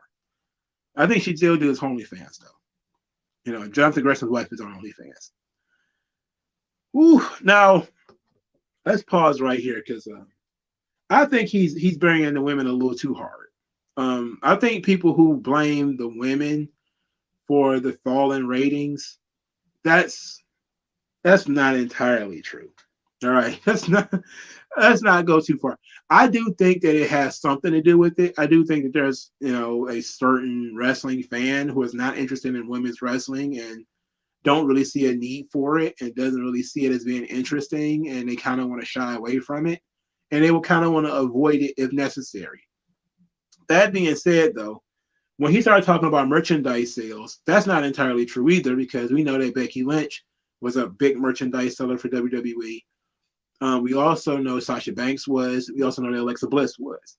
Now, were they as big as Cena or Roman? No, they weren't. But they were better than most of the men. And a lot of the men that were being pushed, they were selling more merchandise than them. We know that, sometimes a women's segment, especially on like NXT, can draw very well. I specifically remember a plus 900,000 or something like that for the Sasha Banks Io Shirai match on NXT, which I think by itself uh, drew more than most episodes of Dynamite, than most episodes of Rampage this year. So that's just some stuff, but I don't know, you know. See, so I forgot how long the street was, but he used to do a column a day for a good while. I give him props for the work ethic. I'm 40 now, so I assume he's at 40 at the minimum. Oh, you're talking about Mr. Tito. Okay. All right. Um, the women's, we'll talk about whether women's wrestling is inferior and all that kind of stuff in a minute. Just give me a moment. If women's wrestling was truly drawing in the WWE, then tell me why Ronda Rousey is constantly being brought back to save that division. WWE is riding her UFC undefeated streak into the ground and has done nothing but make a very weak division look even more substandard. Why even train wrestlers to compete when an outsider can just come in and dominate? And her lack of in-ring training shows too. All right, this is a pause here because she has legit MMA background. It's not like we got Marge Simpson in the fucking ring. That's Ronda Rousey. Come on. You can't do that. If it was somebody who wasn't really all that good and wasn't crossing over, it's different. Like when Brock Lesnar came in from WWE, or really he was playing football first and became a UFC champion. A lot of the MMA purists, they bitched and they complained and they whined, but they forgot that Brock was an NCAA champion. They forgot he was doing legit shit before he started doing the wrestling fake shit. So they had to get educated on Brock again. Every wrestling fan knows about Ronda Rousey's, background, her UFC, and everybody's trying to look at it, and that's what they were doing with Brock too. So when it comes with Brock, we did the exact same thing. We just took Brock, we added his UFC credentials to his wrestling character and brought him in, had him destroy John Cena and all this other kind of shit, break the streak, everything. They're just treating Ronda Rousey similarly. Not the same, but similarly. Now, she hasn't had the run that Brock had because Brock had a run before he did all that shit. So he had to come in and basically double up. He already had a run, but now he's got more legitimacy, so he gets to do more. And, but Ronda Rousey has to establish her run first, become a regular on the roster, which she is. She's not like some kind of special attraction. She's a regular on the roster right now.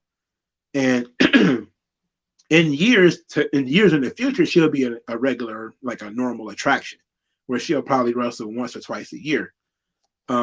Yes, Bianca Belair is undefeated at WrestleMania, as far as I know, unless she lost like one of those battle royals or something. Okay, let's continue with this article. It says, all I need to do is point to you actual numbers. There's a reason why female WWE performers are getting paid less than male performers. They draw less. Period. End of story. Well, that's true. But do you want to know who actually drew money for the WWF as female performers? Sable, Tori Wilson, Trish Stratus, Lita, Mickie James, Terry Runnels, Sunny, Stacey Cooper, Miss Elizabeth. Yes, those ladies, in fact, some of them were quite helpful towards the Attitude Era and keeping WWE's numbers high during the 2000s. Okay. Let's talk about this real quick because what does he mean by drew money? Because those some of this was like Playboy stuff. Some of it, like Sonny, was like pictures, photos and shit like that. Sable sold a lot of merchandise, that kind of stuff. Did Sable do big numbers on TV? I don't know. Did Trish? I don't know. Did Terry Runnels? I doubt it. I don't know. I've never heard anybody talk about the quarter hours of Mickie James or Lita, so I don't know. But I do know that they did a lot of steamy DVDs with these girls in bikinis and stuff like this, and I'm pretty sure those sold out. Probably not because of any one girl, but because of all the girls who were going to be on it, and they had pretty much all the girls on it.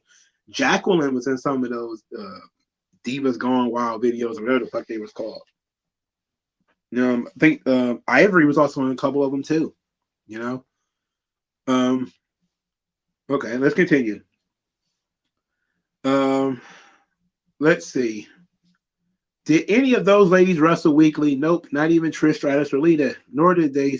They were side characters in between their matches. Trish had her extensive angle with the McMahons, love triangle with Christian and Chris Jericho, stalker storyline with Mickie James, and a feud with Lita.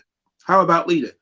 She was mostly doing high spots with the Hardys for their matches. Then she turned heel with the Rated R Superstar and stuff, and the sex appeal of her being a home wrecker is what drew major heat towards her as a performer. Okay. Seriously, Sable, Tori, Terry, Sonny, Elizabeth, and Stacy either did not wrestle or barely did it, and when they did wrestle, it was embarrassingly bad. But you know what? Their work rate didn't matter because WWE marketed their sex appeal to the viewers as their top selling point. And you know what? It sold.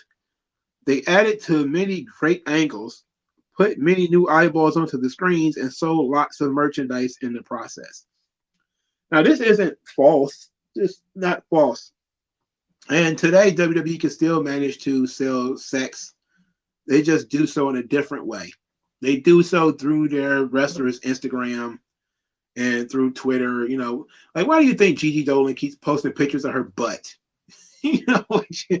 Not just because she's proud of it, but it's probably, some stuff to try to sell some merch. I wouldn't be surprised if all of a sudden she started wearing like Toxic Attraction t-shirts with her booty out. And she's got a nice butt. I didn't even notice that until like recently. She's got a great ass. But it's not like WWE stopped doing it. They just stopped overtly doing like bra and panties matches and putting them in bikinis in the middle of the ring and stuff like that. You can still find plenty of pictures of these chicks. They just add a different element to them.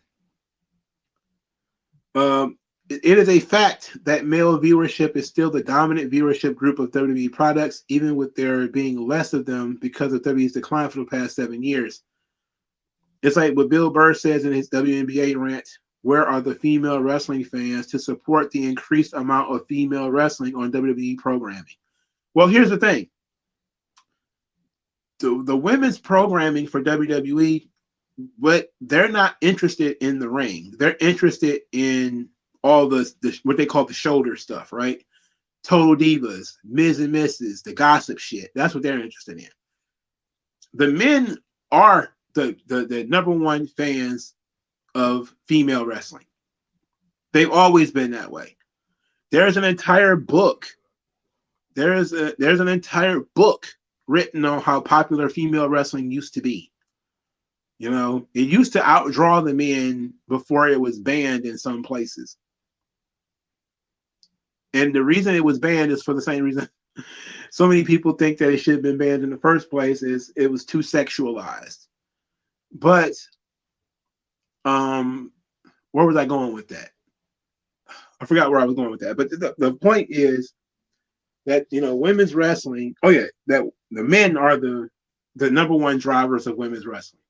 When you look at who a lot of the fans are, a lot of it is gay men and young men are the number one fans of women's wrestling. Gay men and young men. Most women are not really interested in the physical act of pro wrestling, regardless of who's doing it. That's a very, very, very rare trait. that a woman is very interested in the actual pro wrestling part of pro wrestling. Usually she's more interested in the drama and the storytelling and the relationships that you bring to wrestling. You know, so that's why the Bella Twins ended up being so popular, because you know they were sort of glamorous. They were pitched as sort of the Kardashians of WWE, and that's how WWE had to put out their shows and stuff like that. And it worked. It got a large female audience. Now, did it cross over to people who are watching Raw? Not really. Did it cross over to people who are buying Bella Twins merchandise and stuff like that? Maybe so. So I think there's more ways to look at this than looking at it, you know, which is usually the case. The demographics of the WWE remain exactly the same, with most of the females at WWE events are spouses, moms, or younger daughters who are dragged to these events. While there are dedicated female wrestling fans, one of who grew up to participate themselves, those are the exceptions. I agree with that. That's right. I'm the sexist pig for suggesting that female wrestlers should push more sex appeal rather than athleticism. Oh, have you seen any female Instagram pages lately? We've got some softcore stuff going on there. Hell, several wrestlers have OnlyFans accounts too. Huh, how about that? So in the absence of AEW or WWE pushing sex appeal of its wrestlers, it's perfectly okay to post revealing pictures on Instagram and social media instead. They do realize that it's easy to tune into someone's social media site, correct? Well, we had this conversation about Toni Storm, right? That WWE was trying to sexualize Toni Storm. They were going to rip her shirt off. But then Toni Storm was on the cover of a magazine, not wearing a shirt, not wearing pants, probably not wearing underwear. And then all of a sudden it was this double standard with she's doing it for herself. She's got an OnlyFans account. You know, like it's not an either or situation. 9 times out of 10, not an either or situation.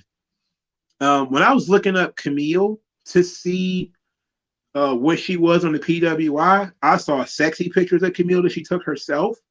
I saw Camille in the gym that she took pictures that she took herself. And I finally was able to find her on the PWI 500. Like, the idea that you have to pick a lane where you have to be athletic or you have to be sexy, it's like we're in a modern world. You can be both, you know. You can be both, you know. And a sexy woman can't help it. Unless she's gonna wrestle in a goddamn garbage bag, she's gonna be bad no matter what you put her in, you know. It's you can try to be modest as you want, you know. If she got it going on, she got it going on. Like, the crazy thing is, that was the thing that weirded me out about all the people who tripping about Nikita Lyons. It's like, if you look at Nikita Lyons, she's wearing more clothes. Like, per square inch, she's wearing more clothes than most women in wrestling, period.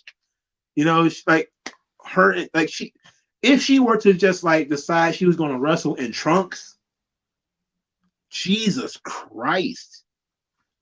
I'm trying to imagine that in my mind right now. If Nikita Lyons was just wrestling in trunks and boots, like, if she was dressed like, I don't know, who is somebody who is, you know, if her tights and gear looked a little bit like Asuka's, with her body type, she'd be spilling out all over the place, man. Jeez Louise. That girl would be something else. You know? So she's wearing more clothes than most women.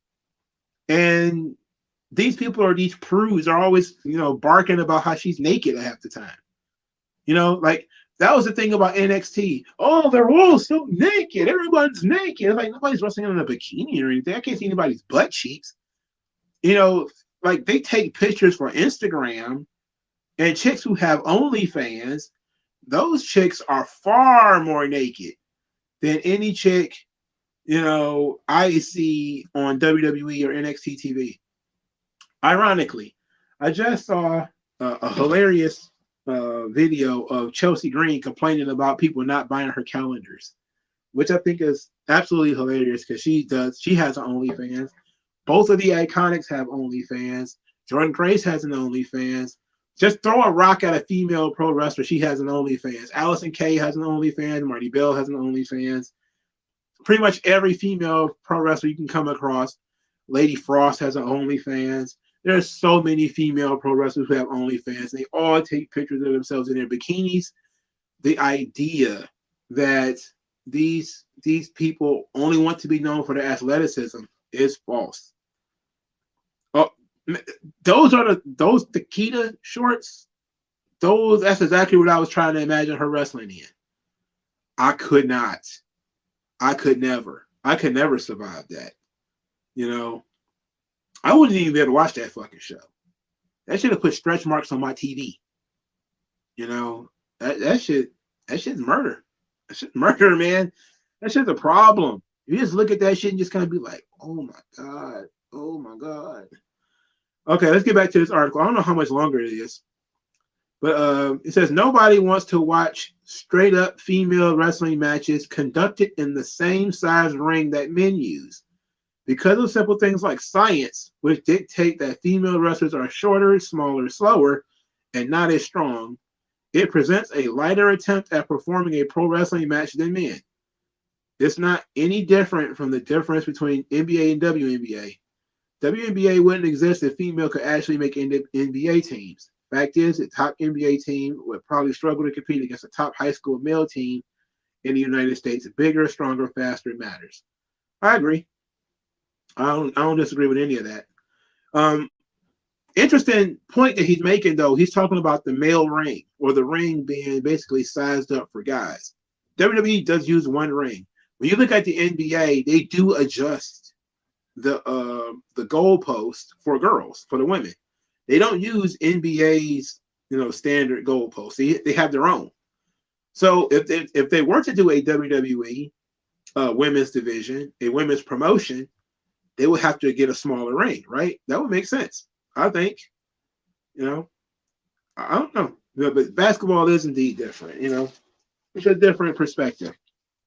But I know the women in AAA wrestling in the same ring the men's do. Nobody seems to have a problem with that. I don't know about Japan though. I don't know if the women and the men wrestling in a similar ring. I know they probably will, for in the future, but I don't know. I'm trying to skip through some of this stuff because he's saying a lot of the same thing over and over again. He says, you can give me the PG rating nonsense all you want. I'm not suggesting that wrestlers do what Lita did in the mid-2000s and act like she was having sex in the ring with Edge. Not at all, but to go to any beach in the United States, what do you see? If you answer females in bathing suits, you are correct. Go to your mall and walk by your local's Victoria's Secret, what do you see? Use any form of social media.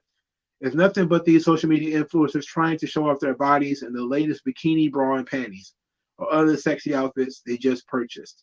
I'm not saying go back to the days of goofy pillow fights. I'm suggesting that if a female wants to look badass and hot at the same time, she should. I don't think anything prevents her from doing that today. I think because of feminism, the office has such less control over what the women are doing nowadays that if they got caught trying to, like the whole thing with Athena, when she's like, they were trying to tell us how to dress like Mandy Rose. Like there'd be that kind of shit all the time. Every time there'd be some fucking woman complaining about, they tried to show me how to show off more of my boobs. They tried to tell me to lose weight. How dare you try to make me feel bad about how I look? All this kind of shit. Like we live in a modern world, And even though I may agree with some of this stuff, you got to think about how realistic it is. And almost none of it is realistic at all. To think that we're going to go backwards to the days of women wrestling in bra and panties, it's just, or at least in something that's super revealing. No, it's not likely. Not likely at all. I just don't buy it. But let's see if we can get to the end of this thing here. Let's see. We're less than 2 million viewers per show now, for an industry that was drawing 6 million consistently 22 years ago. Since that time, wrestling has neutered both male and female performers, and that is how the wrestling industry has lost fans. Facts are there. Women's wrestling, UFC, WNBA, boxing, tennis, golf, etc. draw less than the athletic competitions as demand. Just look at the attendance, viewership, merchandise appealing to pop culture and celebrity status. To differentiate your athletic competition against men, females have to come up with something that differentiates themselves. Whether that is pushing more sex appeal to a majority male audience or improving the conditions inside the ring, something needs to be done with female wrestling to make it more appealing. Because otherwise, working in the same dimensions of a ring and attempting to work like men, it just won't work or draw whatsoever. But hey, what do I know? I've only been covering and writing about pro wrestling for 24 years. Okay. Okay. This is interesting. I'm pretty sure people got very mad about this. Oh yeah. Here's the first here's the first response. This one is fun. In full disclosure, I could only get about a quarter of the way through this poorly written excuse for an article before I threw in the towel. Poor grammar aside, the overusage of all caps to make ridiculous points is what hurt the credibility of this writer early on. And then the comparison of women's wrestling to the WNBA is when I decided to just stop. This is obviously a misogynistic manifesto written by someone with only a cursory at best understanding of women's wrestling. It was nice of him to virtue signal how big of a supporter he was of women's wrestling back when it was objectified, thinly veiled, softcore adult film stuff, but his lack of awareness of the evolution of the women's wrestling product is astounding. This wrestling website should be embarrassed that this is published on their site.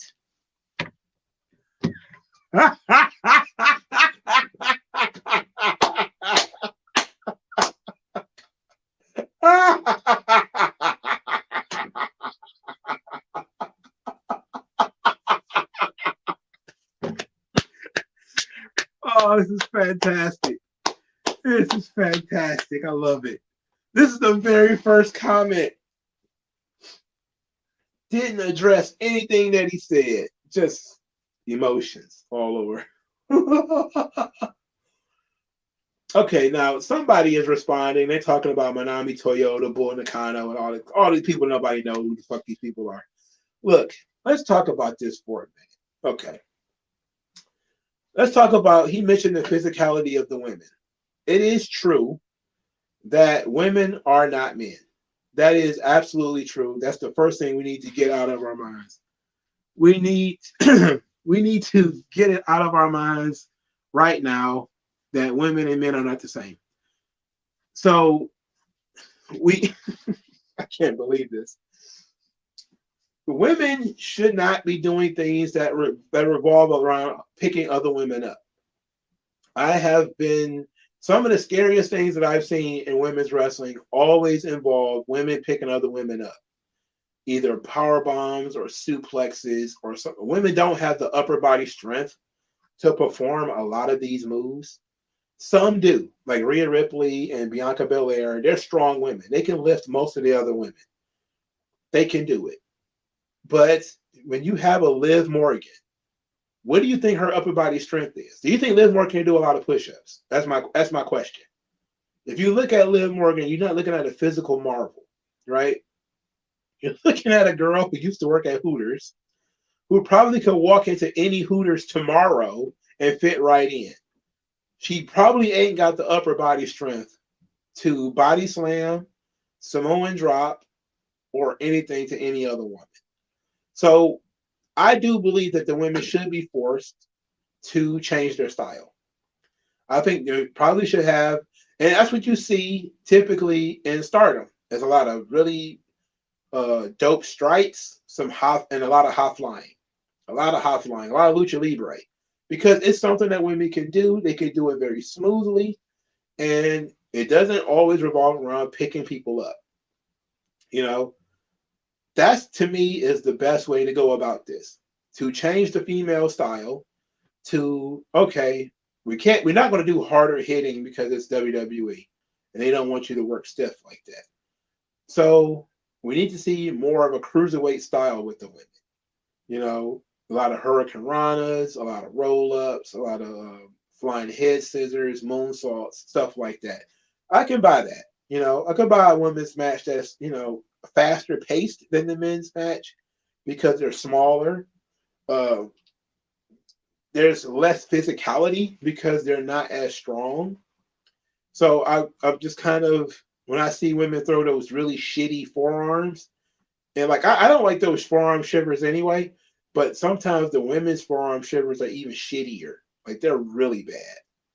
Like they're bad on purpose bad.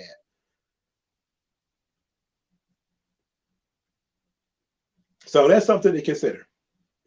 It is now, when he mentioned it's difficult for the women to go over the top rope in the Royal Rumble.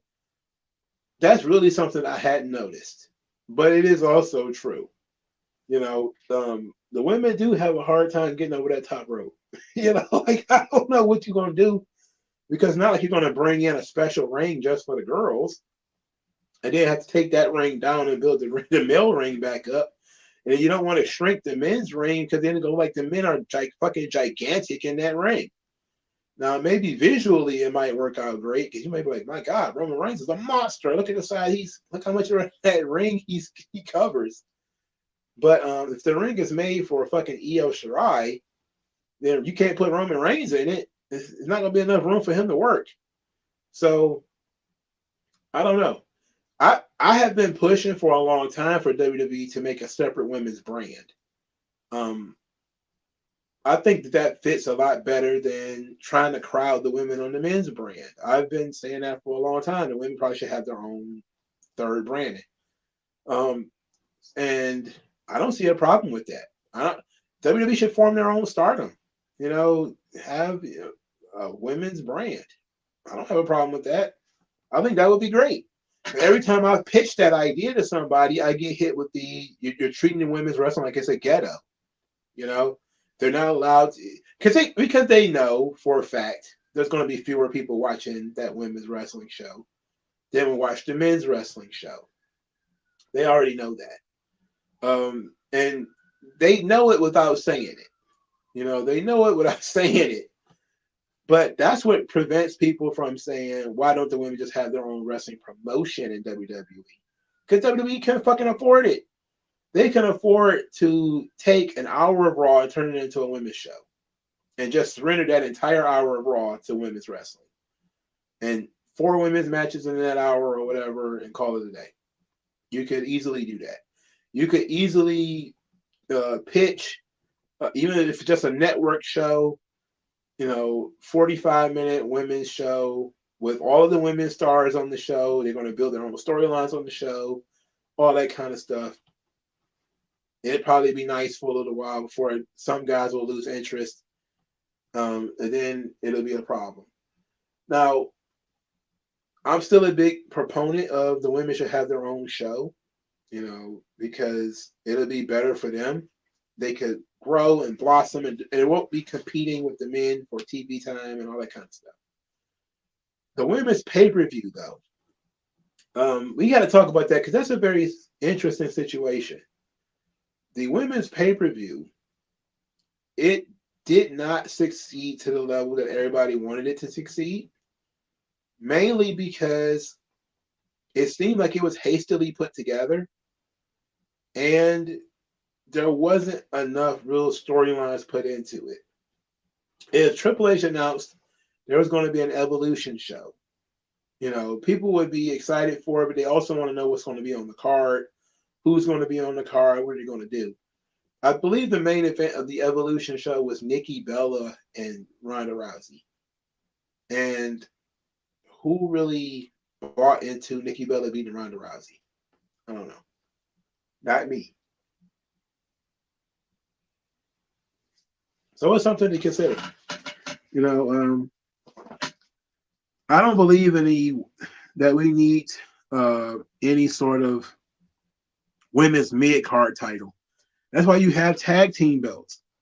You have tag belts because the women are there's not enough of them to have another belt. It's not enough. It's just not enough women. I have seen Numerous people say that Chelsea Green is going back to WWE.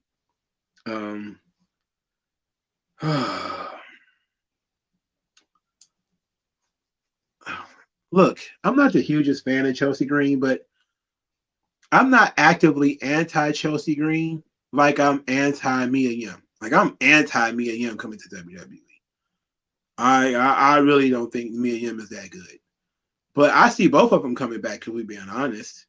You know, that's just kind of how I see it. I think Triple H is going to want a larger women's roster. And he stacked the Raw women's division. He wants to stack SmackDown one too. The thing is, if you book the women's division, you have to book it with understanding that it's not going to get 3 million viewers or anything like that. You know, you have to book it differently. You know, you have to get people to buy into it. It's already going to have a mostly male audience. You know, that's just how it is. And they're going to want some sex appeal. They're going to want some pretty girls and that kind of shit. I heard that the Mae Young Classic is supposed to be coming back, which I'm not against that either. You know, I'm not against them bringing back the Mae Young Classic. You know, I'm not against them doing more stuff with the women. I'm not against an Evolution show. It doesn't cost me anything. Like, if it was, 2012 and they were talking about doing an all-women show, and then you're asking me to pay $50 for that show, I'd be like, oh, fuck no. Hell no, don't do that. But it didn't cost me anything to not watch Peacock if I didn't want to see it. It's just, it's no money lost. To be quite honest, unless they lose money on the arena, and not selling enough tickets, there's no real money lost for me. If I don't want to watch the women's show, I don't have to watch it. So I don't care if they have another women's pay-per-view or not. But some people really, really want that, and they want to argue and fuss and fight over it. But I'm just kind of like, that's no, Deonna Purrazzo, I thought she goes back. Over under, Chelsea Green shows up and gets injured within the first 4 months. Over under. Chelsea Green, first 4 months in WWE, she comes in and gets injured. She's probably going to fracture something. She's going to come in and fracture something. It's I'm very interested in that article. Boy, he got a lot of heat from that joint. Very interesting. Well done, Mr. Tito. Because the very first comment was somebody offended by this whole thing. Oh, God. All right. Let's get into our last story, which is Rick Rubin and Joe Rogan. Now,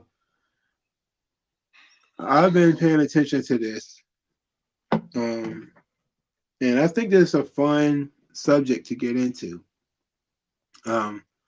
because Rick Rubin is a huge wrestling fan, and Joe Rogan, despite the fact that he's had wrestlers on like Jake the Snake Roberts and DDP and Undertaker, he's not a real wrestling fan.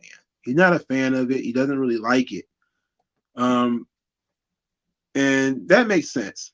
But I like how Rick Rubin was trying to explain it to him and trying to get him to have an appreciation for lovers it. Rejoice. Dive into the try to have an appreciation for it. So there's like a 3-minute video. There's going to be like another minute video. We're not going to play the whole thing. I'm going to have to play it and stop it, of course. But I want to talk about what Rick Rubin is saying to Joe Rogan about pro wrestling. And I think this would be pretty fun. TN Pyro says, I'll take over. Now, if it was Mia Yim, I would say under. You think Mia Yim is more injury prone than Chelsea Green? I disagree. I think Chelsea Green got injured in Impact not long after she got there. She's going to be like the $6 million woman. Rick Rubin never drew a dime. Well, that's a lie. You must have never heard of Def Jam. That's an absolute lie. All right. I can't believe you come over here and tell that lie. Let's get into it. I feel like the reality of wrestling is closer to what the world is really like than we think. We think, oh, that's fake and the world is real. I think that's closer to how it really is. Everything is like wrestling. Everything is pro wrestling. That's a Shayna Baszler thing. That's Joe Rogan laughing. I would have never anticipated that. I would have never anticipated you have a love for pro wrestling. It's the best. It's the best. I gotta get you together with Tony Hinchcliffe.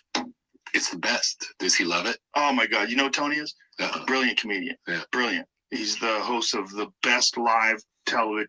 Now, I liked what Rick Rubin said here because he says like we think wrestling is fake and real life is real, but it's kind of the other way around. Because, you know, not to get too political, but everything kind of has its own kayfabe to it, right? Its own internal storytelling, its own internal angles. Like politics is real pro wrestling. You know, these people spend months and months and months talking shit to each other, talking about how each other are garbage, and then they become friends just long enough to defeat somebody else. You know, you're supposed to forget what somebody said 6 months ago, 4 months ago, 5 months ago, because, you know, it is what it is now. Like the super predator stuff from Hillary Clinton, you're supposed to forget that. You know, you're supposed to forget the you ain't black Joe Biden stuff. We're supposed to forget all of that shit. We're supposed to not see all the run-ins and all this kind of stuff. I get where he's coming from. I think he's facetiously laughing, Eric Mack. He's not taking this seriously at all. And you can tell by how quickly he's trying to get off the subject by talking about some stupid comedian.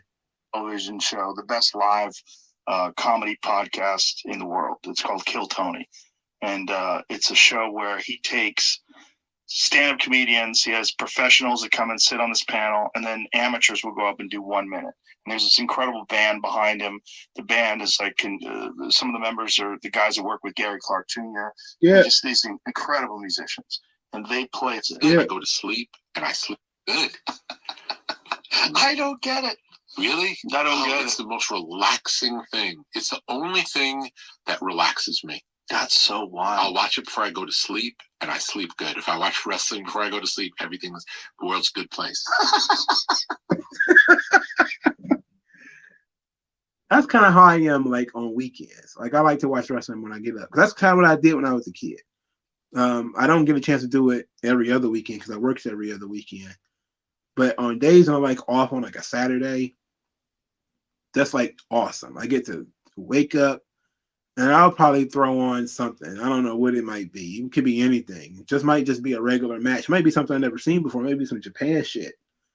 But I don't watch wrestling before I go to bed anymore. I watch usually anime before I go to bed now.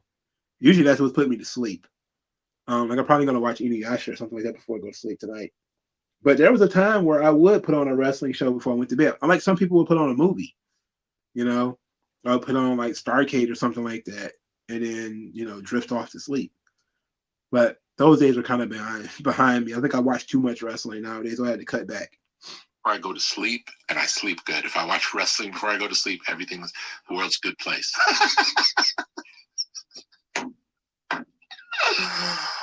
Just to convey my excitement of this very difficult maneuver being pulled off. Would that be as dangerous as, let's say, a figure 4 leg lock? A bunch of wrestlers got mad at me because Tony and I were watching pro wrestling. I was trying to explain how dumb a figure 4 leg lock was.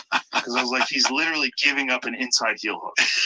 Because inside heel hook is one of the most devastating submission techniques. Because once someone gets it, the time you have to tap is so small before your knee gets ripped apart. Yeah. And so a figure 4 leg lock you will never see in a jiu-jitsu competition. Because as someone said, it doesn't work. So as you listening to Joe Rogan, right? He's trying to talk about why a figure 4 leg lock would not work in jiu-jitsu. He's missing the point. You know, he's missing a big picture here. He's focused on what works in reality. Nobody cares what works in reality, Joe. You know, it's about what people perceive and believe actually works. Right? That's the thing. Like, wrestling doesn't work off of what works and what would happen in reality. What would happen if you got punched in the head 10 times by a guy standing over you is you lose consciousness and you lose a lot of blood. You probably break your nose. He'd probably break his hand, and everybody be fucked up at the end of it. That's what would really happen. But that's not what happens in wrestling, because what we don't want what really happens. We want to believe what we're seeing is what would happen. We want to believe that it's not real. You know, that's the thing. We already know it's not real, and they're delivering it to us in an unreal way. As opposed to, if we really wanted to see fighting, we just watch UFC or boxing or some shit like that, right? And that's kind of how the real world works. You know, the real world, people don't care about what actually works. They only care about what they think works, which is the meta narrative that Rick Rubin has kind of given him here. That the world is not, boy, trying again, not to get too political. If people cared about what really works, they would propose things that, you know, really work. For instance, we want to help people get jobs, or we want to, you know, help provide housing. All right, the answer is the same in both. You know, limiting regulations, allow people to build homes. You know, then the housing prices will come down. You know, ease restrictions on manufacturing. You know, and that kind of stuff. You might get more people investing in manufacturing. But there are people out there who just want to talk about, you know, helping with manufacturing and helping with housing. They don't actually want to do it. So they don't actually care what works. They only want to talk about what works because that's what gets them votes. You know, and that's kind of how it is. They don't care about how things are in real life. Nobody gives a fuck that a figure four leg lock opens you up to a heel hook. Most people don't know what the fuck a heel hook is, so they don't care. So, you know, like, that's the thing. Like, you know, there's things that you wouldn't do in jujitsu, you know, because there's rules to jujitsu that don't exist in other sports that might be stupid. Like, you shooting on somebody, they might just punch you in the fucking ear and fuck your equilibrium up and beat you to death in the street because you think you're a super badass because you took a jujitsu class or whatever. Some people that shit don't work that way all the time. So it's not about what really happened. It's all about what people perceive and believe will happen. You want to live in a world where you believe this stuff is real, at least temporarily. It's almost perfect escapism. And I kind of agree with that. You will never see in a jiu-jitsu competition because as someone said, it doesn't work. So as someone's setting up that figure four, you're literally giving up an inside heel hook. It's pretty funny. Yeah. It's kind of funny in that regard that, you know, you're doing this thing, but this thing in the real world is like the worst thing you do. But in pro wrestling, it's like, oh, he's got the figure four leg lock. It's great. And the crowd's going wild. Going wild. I remember Ric Flair telling a story because Ric Flair's famous for doing the figure four. That's his finishing hold. And he didn't invent it. Someone did it before him. And he remembers the first time it was put on him, he was so afraid because he believed it was as deadly as the announcer said. It's so funny. Yeah. There's some techniques that really do work, like the Boston Crab. Yeah. That's a real move. And guys have done that in MMA, and it's crazy when someone pulls it off. It's only been pulled off a handful of times, and it's usually a mismatch. It's usually someone decides to pull it off. Yeah. Because they're like, I'm beating this guy so bad, dude, I'm going to put a fucking Boston Crab on him. That's so funny. But it works. Boston Crab works. Eric Mack thinks the best MMA fight is more exciting than the best wrestling. I don't agree with that. The best MMA fight I've seen in my life was Forrest Griffin versus Stephen Bonner, that from the Ultimate Fighter, and it's legit one of the best fights. It's a fight that made me a fan of UFC.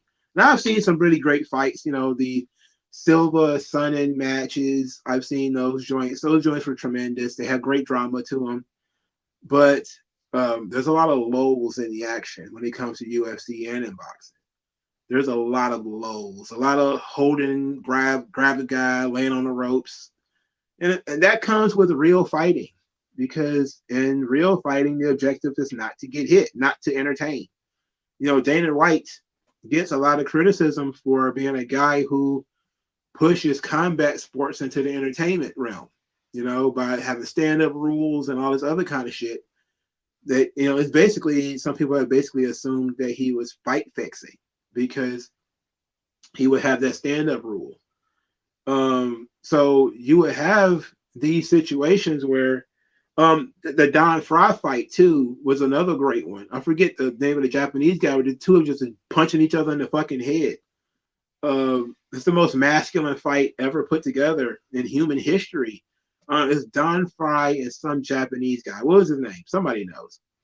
I really got a kick out of the Bob Sapp fights from K1 when he was fighting Ernesto Hoost. I really like those fights too, but none of them to me compare to even a mid wrestling match. You know, I just like wrestling. It's fun as fuck. You know, because even the best fight, I've seen Sugar Ray Robinson fight, I've seen Sugar Ray Leonard fight, I've seen Tommy Hearns, I've seen, you know, I watched Mike Tyson, I watched old Muhammad Ali fights. I watched all of his fights with him and Joe Frazier. None of them really get me as interested as pro wrestling. I've tried like having a run of just watching boxing fights on. I'll lose interest. Even I try to watch recent fights, like I just lose interest in it. And usually, you just want to watch the main event and that's it. Like you got to be a boxing aficionado to want to sit and watch the undercard of a fucking boxing fight. You know, like I, I don't care. I'll watch a boxing fight for sure. I watched Tyson Fury versus Wilder. I watched that. I don't remember shit from it, but I watched it. You know, I watch UFC fights too. I watch it with my brothers. We're probably going to watch that Bellator Rising thing. We're going to watch that. You know, I remember when John Jones lost a fight through what was it? Not referee stoppage, but it was like a disqualification or some shit like that. I was pissed because he was beating that dude's ass and he got disqualified out of nowhere. But boxing killed itself because it has 100 fucking belts and none of them matter. And then guys will give up belts and to avoid fighting guys, you know. And boxing is bullshit, you know. Boxing is a bunch of bullshit all the time. It's always some horse shit with boxing.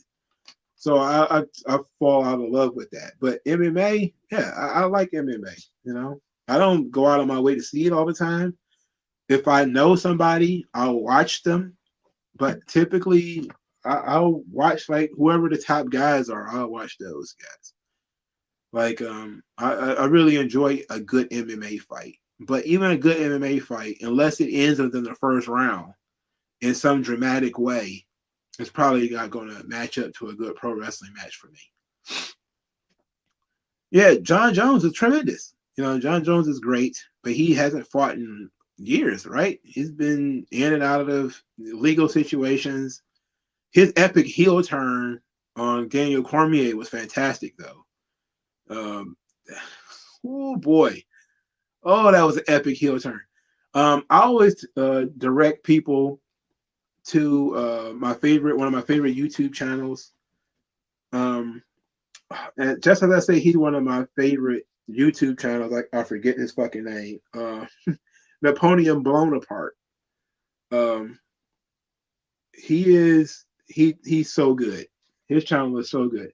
The CM Punk stuff that he just did, it was like a couple of weeks ago.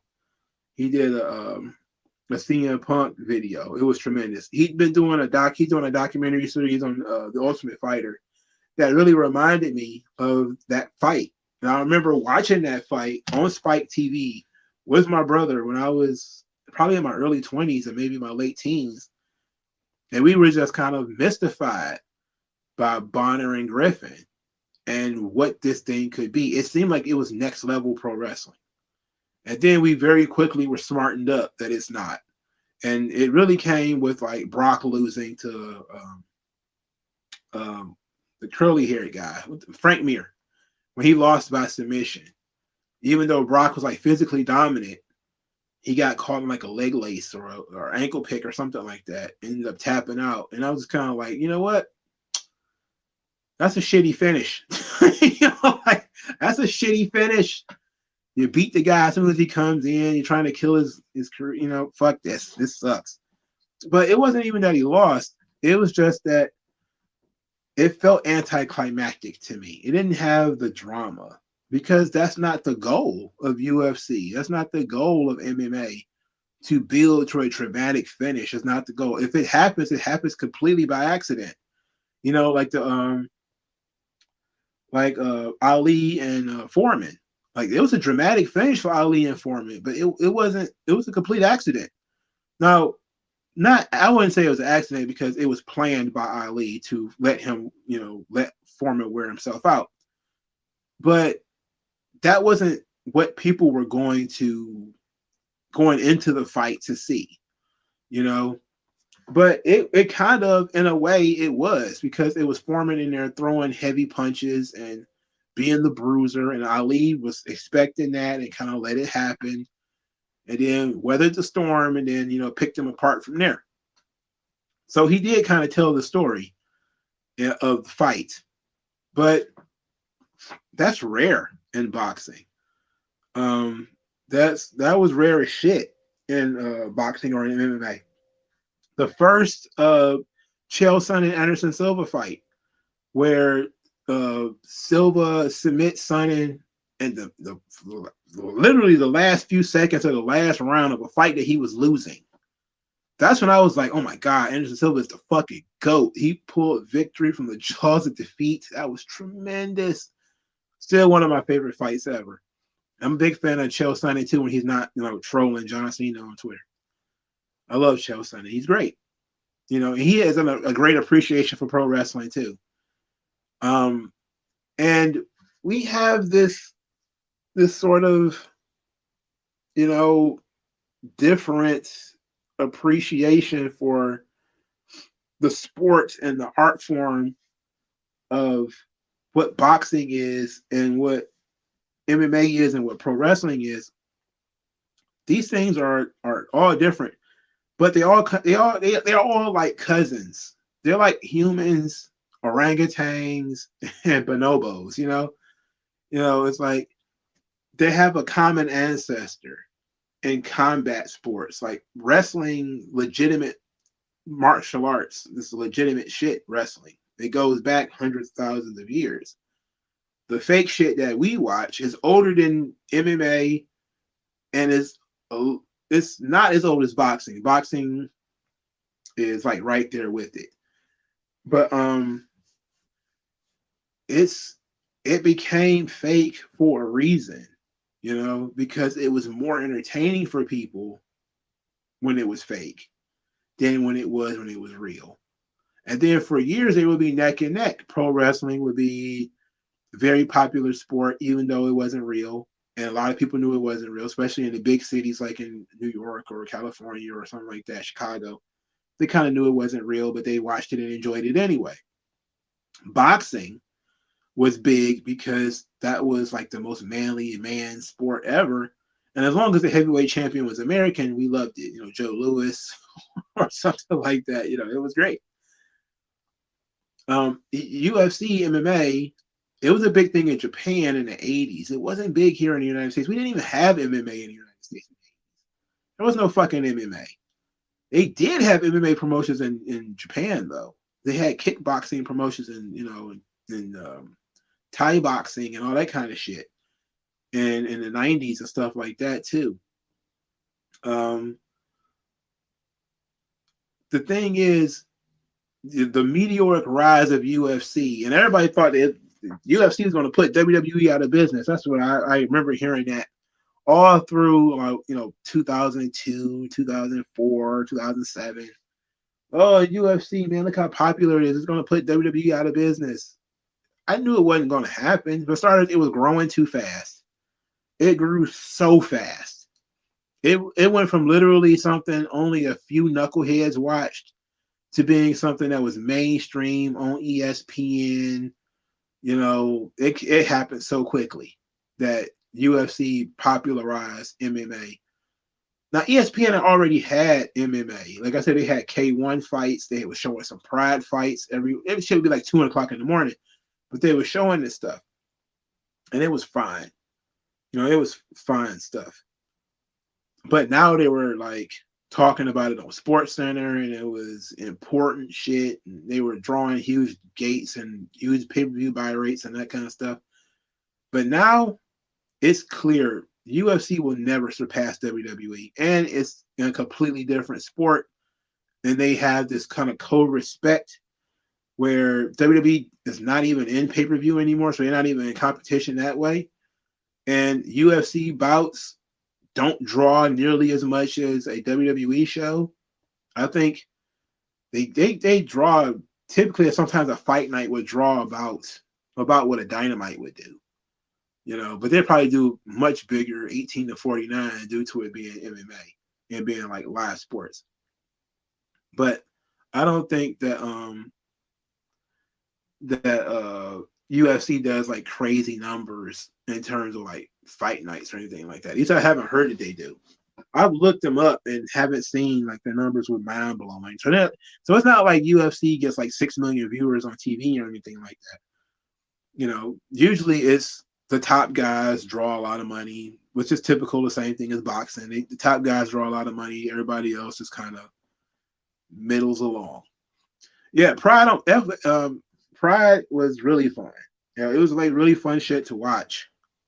I enjoy watching mixed martial arts sometimes. I was a fan of Mirko Cro Cop, when I knew about Dos Caras Jr. before he came Alberto Del Rio when he got his head kicked off against Mirko Cro Cop. I remembered that. How fucked up that was. So I'm not the biggest aficionado of MMA, but I understand the difference between the two, and I can appreciate the difference between the two. And I'm more into the art form of pro wrestling than the legitimate sport of MMA or boxing, because boxing is too full of, everybody wants to be Floyd Mayweather. Everybody wants to be, all these Adrian Broner niggas who, talk about all the money they got and all this shit. Everybody want to play heel role. None of it is real or legit. It's all bullshit. You duck and dodge opponents for 5 to 10 years. You get stuck in forever negotiations and goddamn judges that's doing all the fight. I'm not even talking about boxing judges. I'm talking about literal legal judges are the ones putting the fights together because the fucking fighters can't come to an agreement on what's going to happen or where it's going to happen. And then, of course, once a guy like a Floyd Mayweather becomes popular enough in a place like Las Vegas, he's not going to fucking lose a fight by decision. So you're not going to get a fair fight, and we already know it, because a Floyd Mayweather fight does so much for the economy of Las Vegas. They're not going to fuck that up by having the athletic commission go against Floyd Mayweather, especially if it's close. So it was no way he was ever going to lose a fight in Las Vegas, and he's always going to only fight in Las Vegas because he's the money. This kind of shit. It just happens all the time, man. It sucks. But it's just so much. UFC is great because it has less politics, but there's fewer stars. Boxing doesn't really have any stars, really. they was hoping Deontay Wilder would knock out Tyson Fury and become like the star of the division, the modern day Mike Tyson, but it didn't work. You know, he had a couple of good knockdowns, but it didn't work. Because that's really what boxing has always been about. You know, anybody who's an actual good boxer goes unappreciated by the masses. People want knockout artists. Just same thing in baseball. People want to see home run king. They want to see a guy who's a really good, consistent player. They want to, you know, same thing with the NBA. We want to see people do dunks. Either that or drain 3-point shots. We don't care about if you're a good, consistent, you got nice RBIs or whatever the fuck in baseball, or you do really good on assists in the NBA. Nobody cares. Yeah.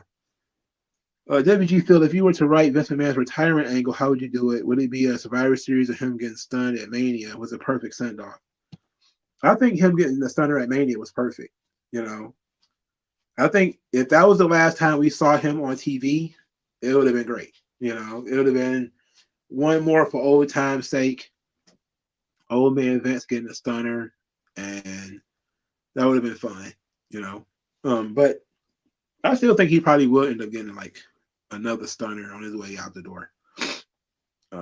Just so we'll leave with that memory. He'll probably get a stunner at 79 years old or something like that. I don't think we're done with Vince on TV either. I think Vince probably going to pop up one more time. And some people think it's going to be like a Hall of Fame. I'm like, no. I think it might be WrestleMania 39 or WrestleMania 40 or something like that. He's going to come out there, welcome to WrestleMania! And that's going to be like it. You know, I don't think he's going to be able to stay away from WrestleMania. He may be able to get used to no Raw, no SmackDown, no trips to Saudi Arabia, but no WrestleMania. I have a hard time believing Vince is not going to pop up at WrestleMania. I have a hard time thinking Vince ain't popped up at Raw. You know, I'm pretty sure everybody's sworn to secrecy that Vince is just hanging around back there with his arms folded, rubbing his chin. He probably ain't got, you know, his hands in the pot, but he's watching and he's paying attention, you know. And if somebody called him on the phone, he probably already knows what's going to happen. Okay, it's been 2 hours and 40 minutes. There was more to this Rick Rubin and Joe Rogan thing, but I got into talking about UFC and mixed martial arts and stuff like that. But I'm interested in the Bellator Rising show. I'm very interested in that. So maybe I'll watch that. It's what this is Saturday, December 31st. Oh God, if Lizzo shows up at WrestleMania, boy, I'm gonna throw something. I might throw my fucking self. I might throw myself. I'm not even gonna lie. I'd be so frustrated. She would be she'd be have absolutely invaded my personal space if she was to pop up at WrestleMania. I'd take that as a personal attack. Okay. All right. It says Sasha Banks didn't get the push like Bianca Belair did. Well, not the immediate push, no, because she came up with Charlotte and she was always behind Charlotte. But Sasha Banks got a huge push, you know, especially in 2015, where her and Charlotte was main eventing pay-per-views and main eventing Raw and all that kind of shit. It's main event 15, main event 16 or something like that. Or 2016. It was one of the two where her and Charlotte had that long run of matches that had like the first women's Hell in a Cell and all that kind of shit. They were. He said, you guess Vince is waiting on the investigation to be over. I think it's already over.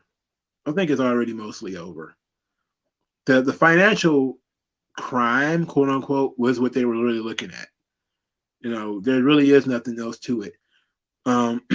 They're supposed to be doing a documentary. The Netflix documentary will actually probably be coming out.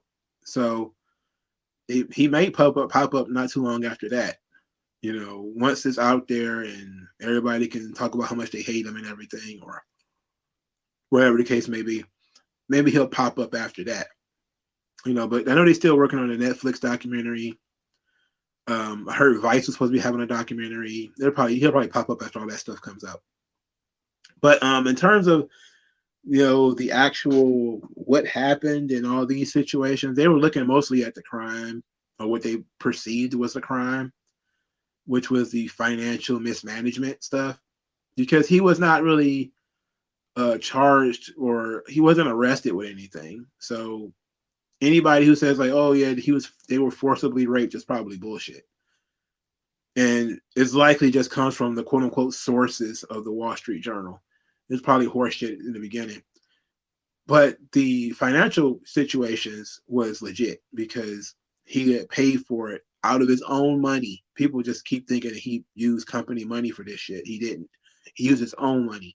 But because he used his own money in a way that would benefit the company decided to claim it on their financial records because they felt like it had to. And then Vince just says, okay, fuck it, I'll pay it.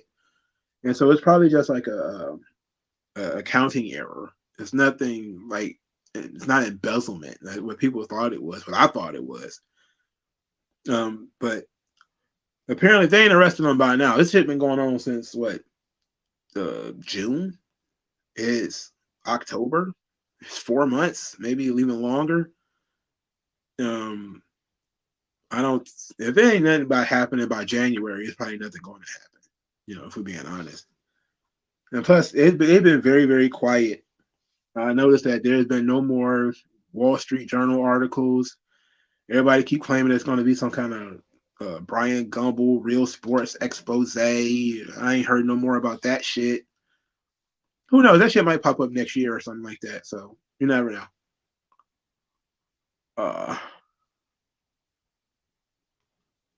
All right. Thank you guys for your time. Appreciate it. See you guys Sunday for the pop culture live stream. If I remember correctly, somebody wanted to remind me about Michael Jackson. I think Thriller. I think it's the anniversary of Thriller. Let me take a look. It's the Thriller album. It was released on November the 30th, 1982. Okay, so it's about to be, 40 years for Thriller. Oh wow. Oh yeah. If you're waiting on Victims, you can forget it, because if they got paid, you're not really a victim. But we're also, when you're talking about people, again, people are telling stories. You never know what the fuck is happening, because people are telling stories. They're gossiping. That's really what this shit is. There's a lot of it was gossip. People familiar with the matter saying this, that, and the third, and it was horseshit. All right, we'll do the Thriller 40th anniversary retrospective. We will. Let's see when. Let's do that when we get closer to November the 30th. Let's take a look at what November 30th actually is. Well, that's a Wednesday. And I do have to work that day, and I have to work the next day. So the next day would be December the 4th. That would be the closest to 30th. Or we could do it the 19th of November. So maybe November 19th, we'll do a Thriller anniversary. I'll put it on my calendar. We'll do the Thriller 40th anniversary retrospective for the 19th of November. So not this week, not the week after, but the week after that. So I'll put it on my calendar. Let's do that right now. November the 19th. That wouldn't be November the 19th. Let's see. November 19th. Oh shit, is this the girl's birthday? Let me be quiet about that. Michael Jackson, Thriller 40th anniversary stream. I'm certainly gonna have to remember to fucking listen to the fucking album again. I'm gonna have to remember to listen to the album again before then. Let me put the timer on here right, because it's probably gonna be closer to, well, I don't have to go to work that day, so maybe let's go to 7. Oh wait, it'll be the 20th. Okay, my bad. It'll be the 20th. Okay, so it'll be November the 20th. We're gonna do November 20th, which would be the week before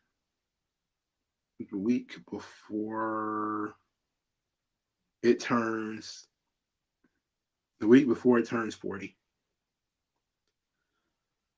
Okay. All right. Thank you guys for your time. I'll talk to you guys later.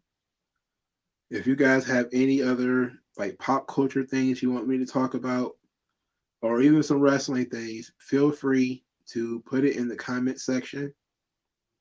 I will look into it if I got time, and maybe it'll make another stream. Maybe it'll turn up into a video.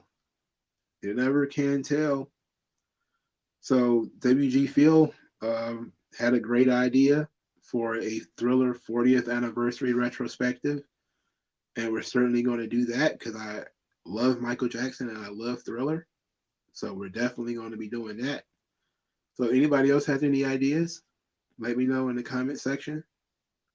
And yeah, JR always saying weird stuff, you know, and I'm not surprised he says that John Moxley likes Steve Austin. I'm not surprised at all. Doesn't concern me, doesn't upset me. It's just he's a guy who works there, and that's what he's doing. All right.